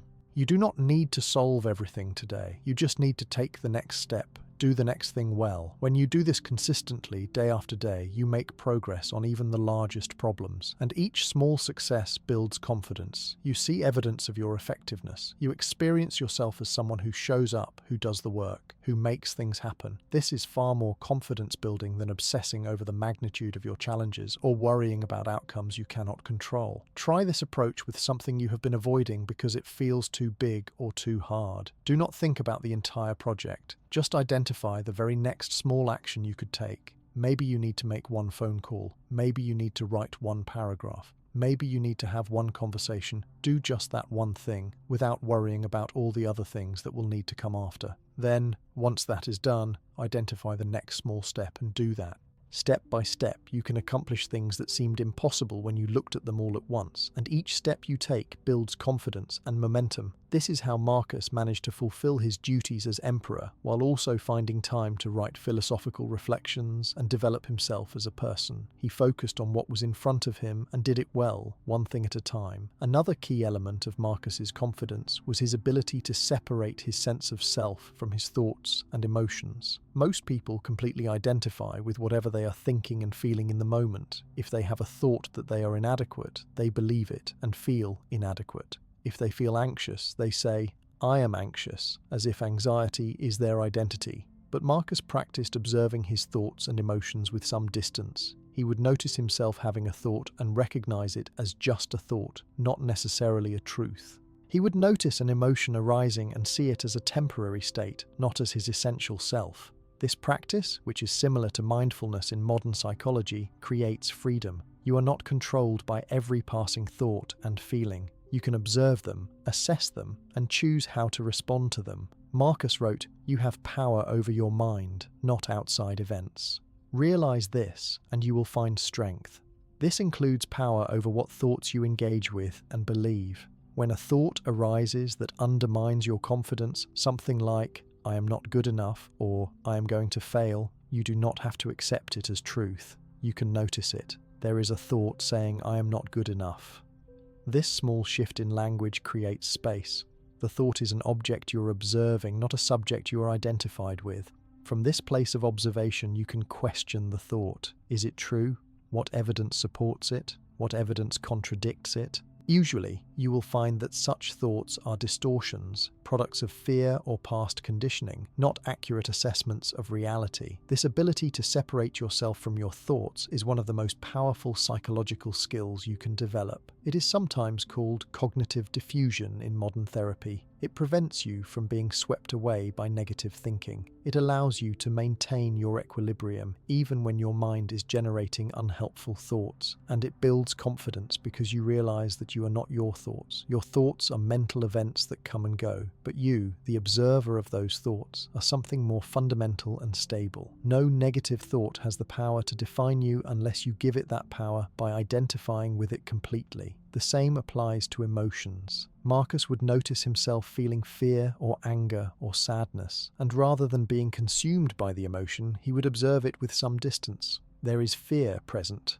Anger is arising. This observation allows you to respond wisely rather than react impulsively. You can feel the emotion fully, acknowledge it, but not be controlled by it. You can ask yourself, is this emotion giving me useful information, or is it just a conditioned reaction? How do I want to respond here? This creates agency. You are not a puppet of your emotions. You are a conscious being who can feel emotions and still choose your actions based on reason and values. Practicing this requires meditation or some form of mental training. You need to develop the skill of observing your own mind. This is what Marcus did through his journaling and philosophical reflection, but you can also practice it through formal meditation, sitting quietly and simply watching your thoughts and emotions arise and pass without getting caught up in them. Or you can practice it informally throughout the day, noticing what you are thinking and feeling, naming it, and creating a little space around it. Over time, this becomes natural, and you will find that you are much less controlled by your inner mental and emotional weather. This is tremendously liberating and builds a kind of confidence that is deep and stable, because you know that no matter what you think or feel, you can still choose how to act. Marcus also built confidence through his commitment to continuous learning and growth. He never saw himself as finished, as having arrived as perfect. He was always learning from his teachers, from his experiences, from books, from other people. He approached life with curiosity and humility, always asking, what can I learn from this? How can I become wiser, more virtuous, more capable? This attitude is the opposite of the fixed mindset that undermines confidence.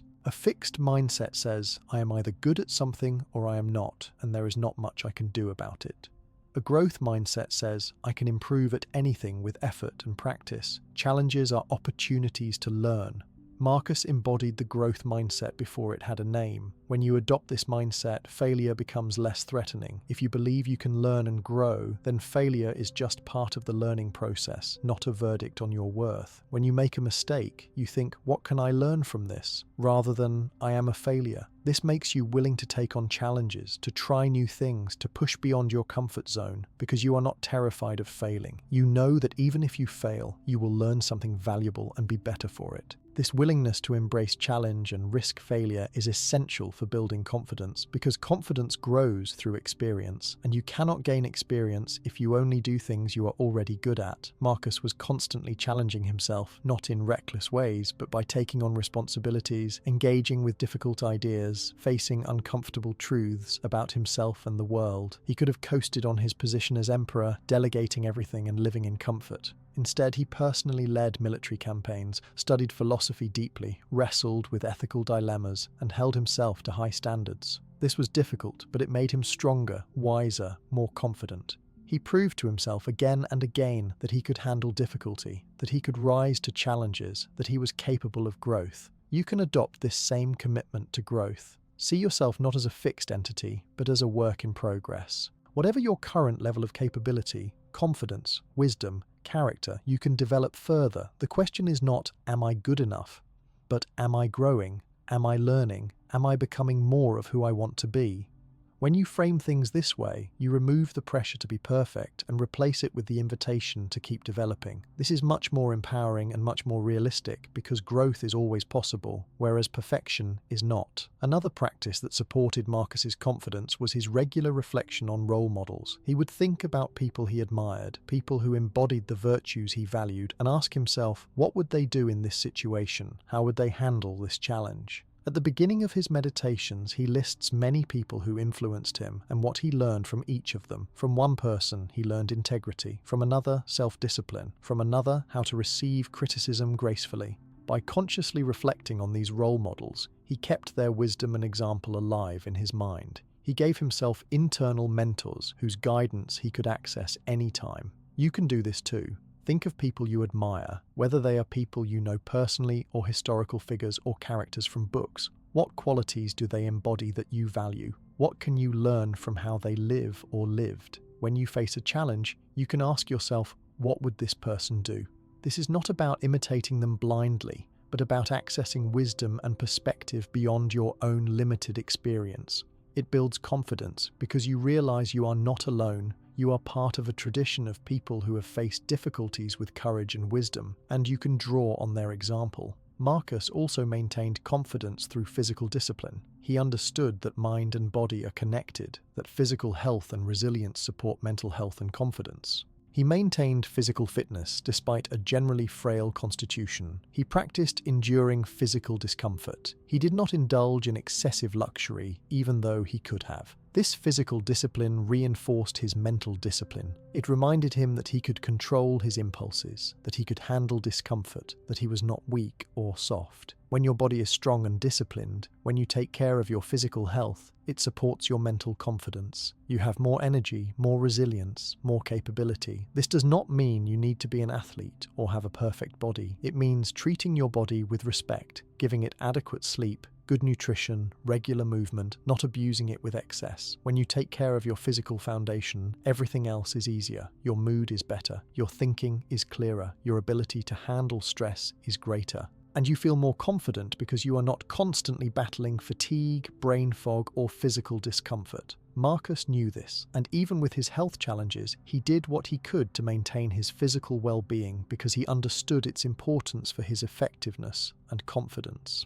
In our modern world, this is perhaps easier than in Marcus's time. We have access to good nutrition, medical care, gyms, information about health and fitness, but many people neglect these things, and it undermines their confidence without them realizing it. If you want to feel confident, start with the basics. Get enough sleep, eat reasonably well, move your body regularly, avoid substances that impair your functioning. These are not glamorous practices, but they are foundational. They give you the energy and clarity to implement all the other practices. They are part of the Stoic commitment to living in accordance with nature, which includes taking care of the physical organism that is your body. Marcus also practiced gratitude systematically, and this supported his confidence in subtle but important ways. When you regularly appreciate what you have, what is going well, what you have learned, you create a more balanced and accurate view of your life. The mind has a negativity bias. It naturally focuses on problems and threats. This was useful for survival in our evolutionary past, but in modern life, it can make you feel like everything is terrible, even when many things are actually fine. Practicing gratitude counteracts this bias.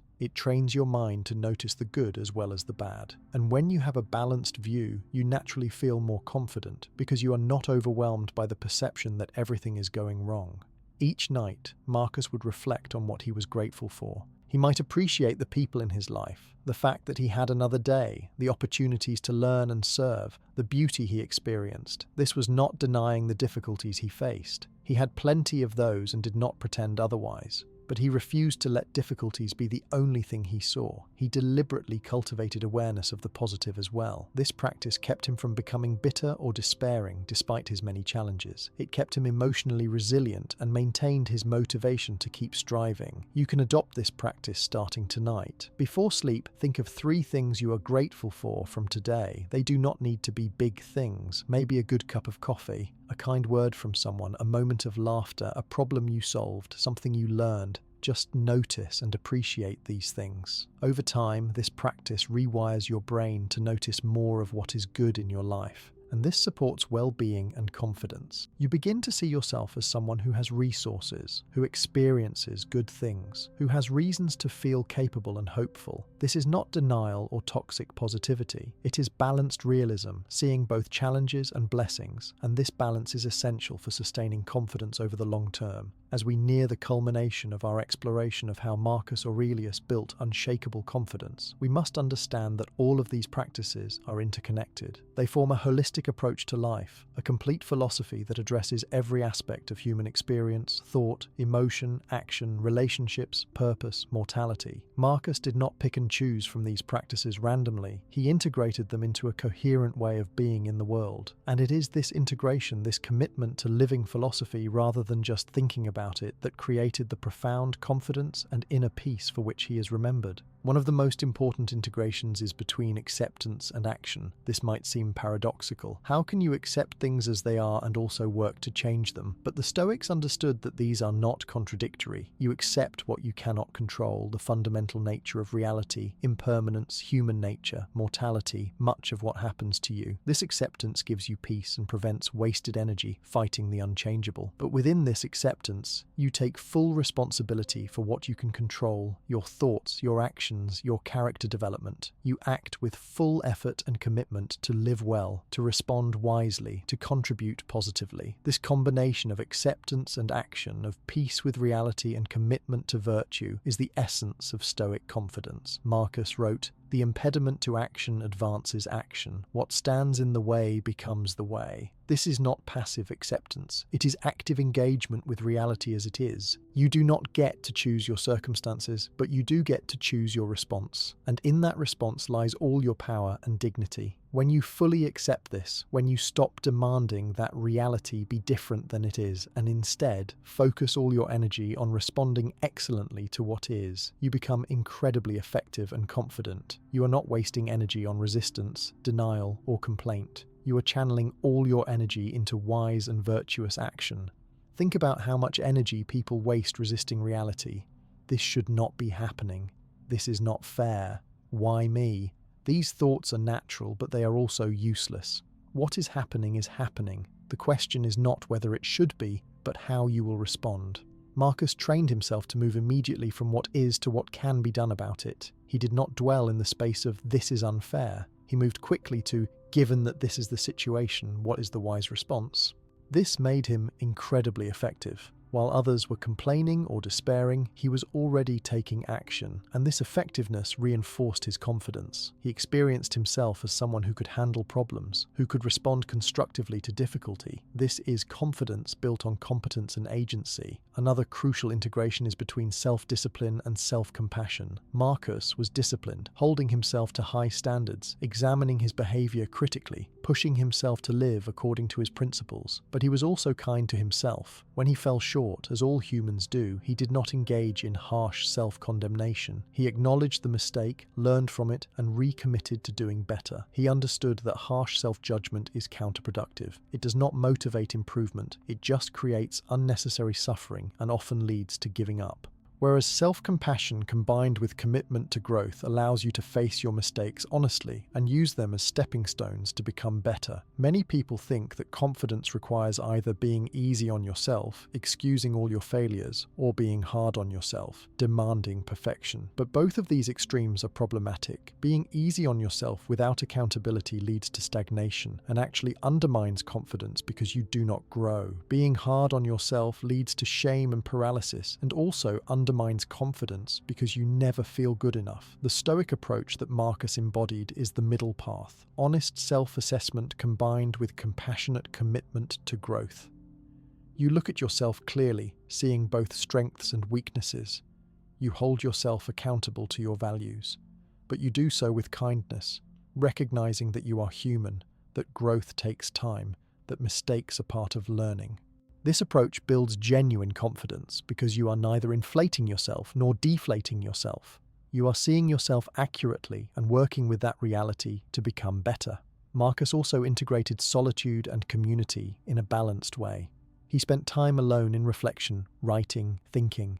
This solitude was essential for his inner development, for processing his experiences, for maintaining his connection to his principles. But he also engaged fully with others, fulfilling his responsibilities, maintaining relationships, contributing to the community. He did not retreat from the world into pure philosophy, nor did he lose himself in the demands of social life without time for reflection.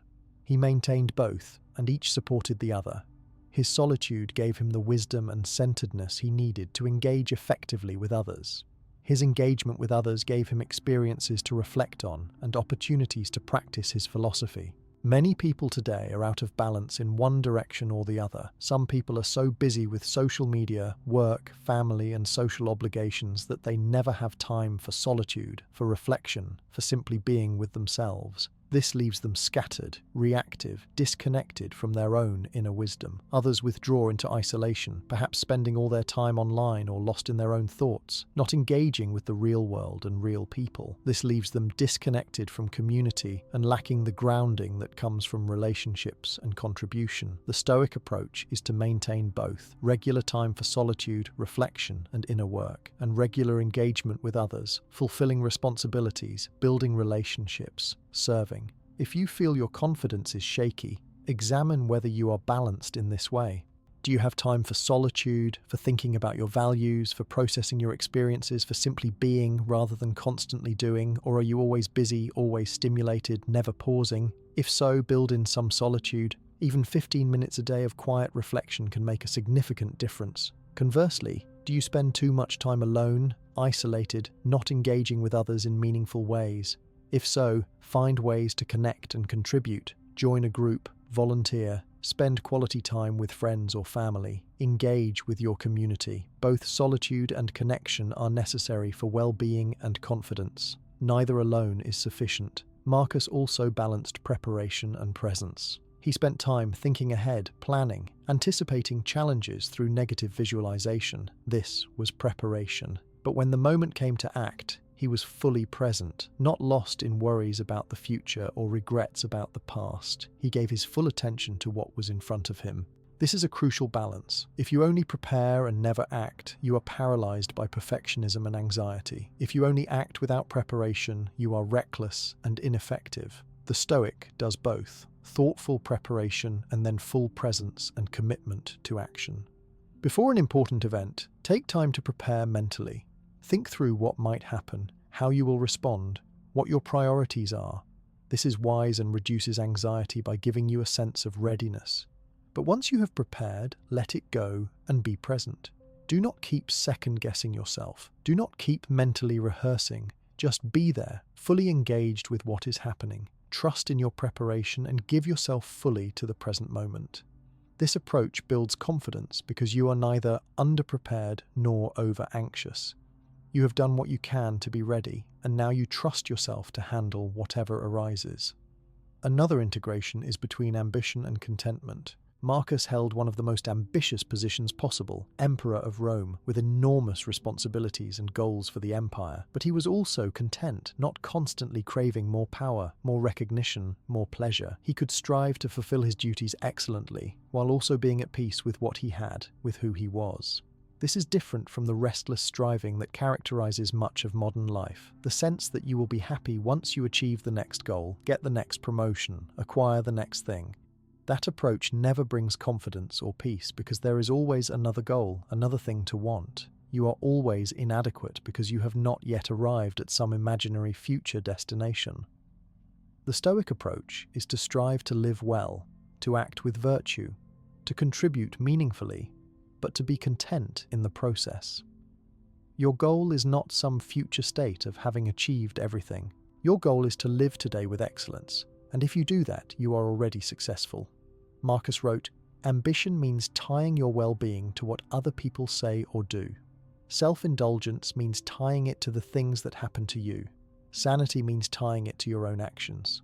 Your well-being, your confidence, should come from whether you are acting in alignment with your values, not from whether you have achieved certain external outcomes. When you approach life this way, you can be ambitious in the sense of working hard and striving for excellence, but you are also content because your sense of success is not dependent on outcomes you cannot control. Ask yourself, what would it mean to be successful today? Not in your career or in some long-term goal, but just today. If you lived today with integrity, if you treated others well, if you did your best at your responsibilities, if you learned something, if you showed up with presence and care, would that be enough? Can that be success? If you can say yes to this, you have found the balance between ambition and contentment. You are striving to live well without making your peace dependent on external achievement. This is profoundly liberating and confidence-building. Marcus also integrated strength and gentleness. He could be firm when necessary, making difficult decisions, enforcing laws, leading armies. But he was also gentle, compassionate, patient with people's failings, kind in his personal relationships. He understood that true strength includes tenderness, that being able to be gentle is a sign of power, not weakness. Someone who is harsh all the time is not strong. They are insecure and defensive. Someone who is gentle all the time without boundaries is not kind. They are avoidant and enabling. The Stoic has both, the strength to do what is necessary and the gentleness to do it with compassion and humanity. This balance is essential for confidence. If you are only strong, hard, rigid, people may fear you, but they will not respect you, and you will not respect yourself. You will know that your toughness is a mask for insecurity. But if you are only gentle, accommodating, unable to set boundaries or make difficult decisions, you will not respect yourself either. You will feel weak and controlled by others. The integration of strength and gentleness allows you to be both effective and humane, to stand firm in your values while treating others with dignity, to make hard choices while maintaining your compassion. This is the confidence of someone who does not need to prove their strength through hardness, but whose strength is evident in their ability to be both firm and kind as appropriate. In your own life, notice where you might be out of balance. Are you too hard on yourself and others, seeing kindness as weakness? Or are you too soft, avoiding necessary confrontations and boundaries? The Stoic path is the integration of both. Be strong when strength is needed, be gentle when gentleness is needed, and have the wisdom to know which is which. This flexibility and appropriateness is a mark of maturity and builds deep confidence because you trust yourself to handle situations wisely rather than just reacting in one rigid way. Marcus also balanced his identity as an individual with his identity as part of a larger whole. He had a strong sense of self, of his own values and principles. He did not lose himself in the crowd or in his role, but he also saw himself as part of the human community, part of nature, part of the cosmos. He held both. I am a unique individual with agency and responsibility, and I am a small part of an immense interconnected whole. This balance prevented both isolated individualism and loss of self in collectivism. When you see yourself only as an individual, separate from others, you can become self-centered, anxious, feeling like you have to do everything alone. When you see yourself only as part of a group with no individual identity, you lose agency and meaning. The Stoic sees both. I am a unique person with my own mind and choices, and I am also part of something larger that gives my life context and meaning. This balance supports confidence because you have both autonomy and belonging, both self-reliance and community support. As we bring our journey through Marcus Aurelius's practices for building unshakable confidence to a close, it is time to reflect on what all of this means for you, here and now, in your own life. You have learned 10 specific practices that Marcus used. accepting what you cannot control, practicing negative visualization, keeping a philosophical journal, seeing obstacles as opportunities, living by your principles rather than seeking approval, remembering your mortality, training your mind with discipline, serving something greater than yourself, embracing discomfort and adversity, and questioning your own thoughts and judgments. You have also explored how these practices integrate into a complete philosophy of life. But knowledge is not enough. The question now is, how will you apply this wisdom? How will you make it your own? Marcus Aurelius did not simply read about Stoicism and think it sounded nice. He lived it, daily, consistently, for decades. His meditations were not written to impress others or to become a famous book. They were his private practice, his daily training, his conversation with himself about how to live well. This is the level of commitment required to build genuine, unshakable confidence. Not reading about confidence, not thinking about it occasionally, but practicing the principles that build it every single day, in small ways and large, until they become part of who you are. So let us talk about how to begin, or if you have already begun, how to deepen your practice. Start where you are. You do not need to be perfect. You do not need to implement all 10 practices perfectly starting tomorrow. That would be overwhelming and unrealistic. Instead, choose 1 or 2 practices that resonate most with you right now, that address your most pressing challenges, or that you feel drawn to explore. Maybe it is journaling, maybe it is accepting what you cannot control, maybe it is questioning your negative thoughts. Choose 1 or 2 and commit to practicing them for the next month. Really practice them, not just think about practicing them. Do something concrete every day. If you choose journaling, set aside 10 minutes before bed each night to write. Reflect on your day, examine your actions, question your judgments, remind yourself of your principles. Do not worry about writing eloquently, just write honestly for yourself. If you choose to practice accepting what you cannot control, spend a few minutes each day identifying what you are worrying about and sorting those worries into 2 categories: things you can influence and things you cannot. For everything in the cannot category, practice consciously letting it go. You might say to yourself, I cannot control this, so I release my grip on it. I focus my energy on what I can control. If you choose to question your thoughts, practice catching negative or unhelpful thoughts during the day and questioning them. Is this thought true? Is it useful? What else might be true? The key is consistency. Small practices done consistently build new neural pathways, new habits, new ways of being. Over time, what feels effortful and deliberate becomes natural and automatic. After a month of practicing 1 or 2 new habits, add another practice. Build slowly, but build surely. Marcus Aurelius developed his practices over a lifetime. You are not trying to transform yourself overnight. You are committing to a path of continuous growth, and every step you take on that path builds your confidence. It is also important to recognize that you will not practice perfectly. You will forget. You will fall back into old patterns. You will have days when you do not feel like practicing. This is normal and expected. When it happens, do not judge yourself harshly. Do not say, I failed, I might as well give up. Instead, notice what happened, learn from it if there is something to learn, and simply begin again. This itself is practice, the practice of self-compassion, of getting back up, of persistence. Every time you notice you have gone off track and choose to return to your practice, you are building confidence, because you are proving to yourself that you do not give up, that you can course correct, that you are committed to your growth.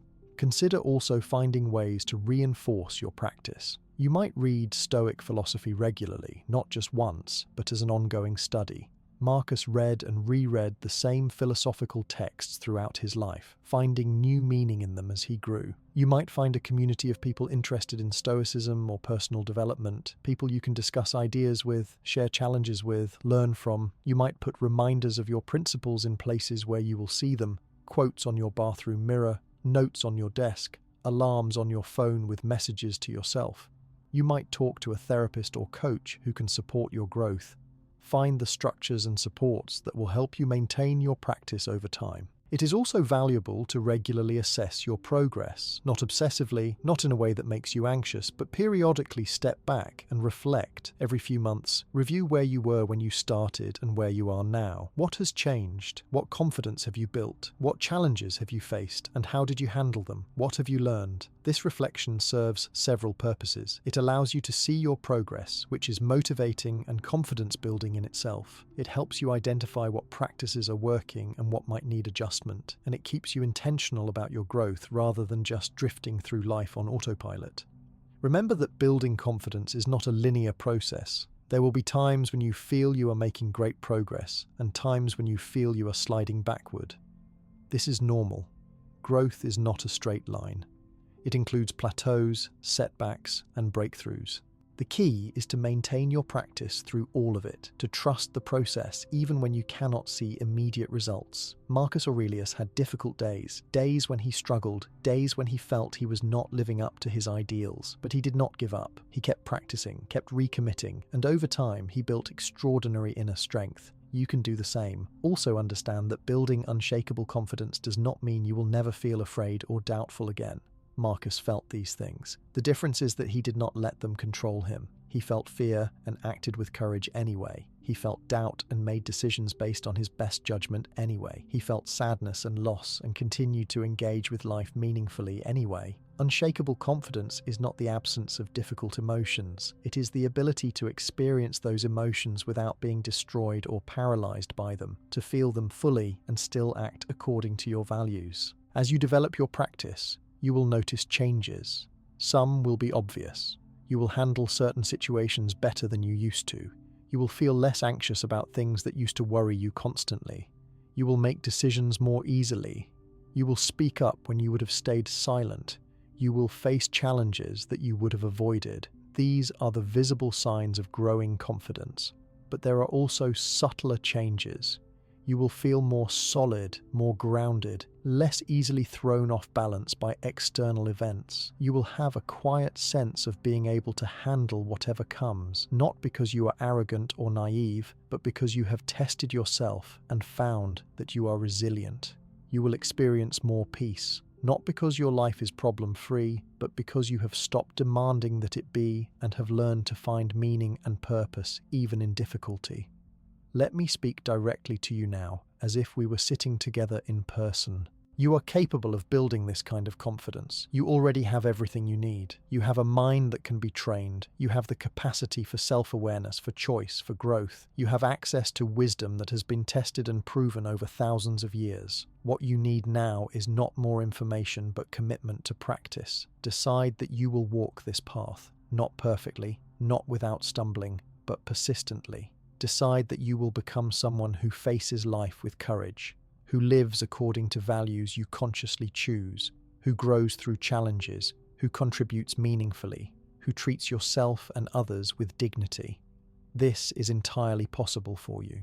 Marcus Aurelius was human, just like you. The difference is he committed to these practices and followed through. You can make the same commitment. Think about yourself 5 years from now, having practiced these principles consistently. Who would you be? How would you feel? What would you be capable of that seems difficult or impossible now? That future self is available to you. The path to becoming that person starts with the next small action you take. One journal entry, one moment of questioning a negative thought, one difficult thing you do despite fear, one instance of accepting what you cannot control and focusing on what you can. Each of these small actions is a step on the path, and each step matters. There is something profound that happens when you commit to living philosophically, to using ancient wisdom not as interesting ideas to think about, but as practices to live by. You join a tradition that stretches back thousands of years and forward into the future. You become part of a lineage of people who refuse to be victims of circumstance, who chose to take responsibility for their inner life, who built meaning and strength through the disciplined practice of virtue. Marcus Aurelius is part of this lineage, as are countless others known and unknown, and you can be part of it too. When you practice these principles, you are not alone. You are connected to everyone who has ever walked this path, and you are helping to keep this wisdom alive for those who will come after you. As you prepare now for sleep, take a few moments to set an intention, not a rigid goal or a demand for perfection, but a gentle intention for how you want to show up in your life. Maybe your intention is to practice self-compassion. Maybe it is to face one thing you have been avoiding. Maybe it is to start journaling. Maybe it is simply to remember, when things get difficult, that you have the strength to handle it. Set that intention, not with pressure, but with kindness toward yourself, with recognition that you are doing your best, with commitment to keep growing, and then let it go. Let your mind rest. Let your body relax completely. You do not need to figure everything out tonight. You do not need to have all the answers. You do not need to be perfect. You simply need to rest now, to allow sleep to restore you, to trust that you have within you everything you need to face tomorrow with courage and wisdom. Marcus Aurelius would end his days with reflection and then sleep, trusting that he had done his best and that tomorrow would bring new opportunities to practice virtue and build strength. You can do the same. As you drift off to sleep, know this: unshakable confidence is not a distant goal reserved for special people. It is a quality you build piece by piece, practice by practice, day by day, through the choices you make and the way you respond to life. It is available to you. It is your birthright as a human being with the capacity for reason, choice, and growth. Marcus Aurelius showed one path to this confidence, a path that has stood the test of 2,000 years, a path that has helped countless people find strength in difficulty and peace in chaos. That path is open to you now. All you need to do is take the first step, and then the next, and keep walking. The journey of building unshakable confidence has already begun, simply by you being here, listening, learning, opening yourself to growth. Continue that journey tomorrow, and the day after, and the day after that, and one day you will look back and realize that you have become someone you deeply respect, someone who has built the very confidence you once thought was out of reach. That future is possible. That future is waiting. Rest now, and when you wake, begin again. The path is clear. Walk it with courage and confidence will follow.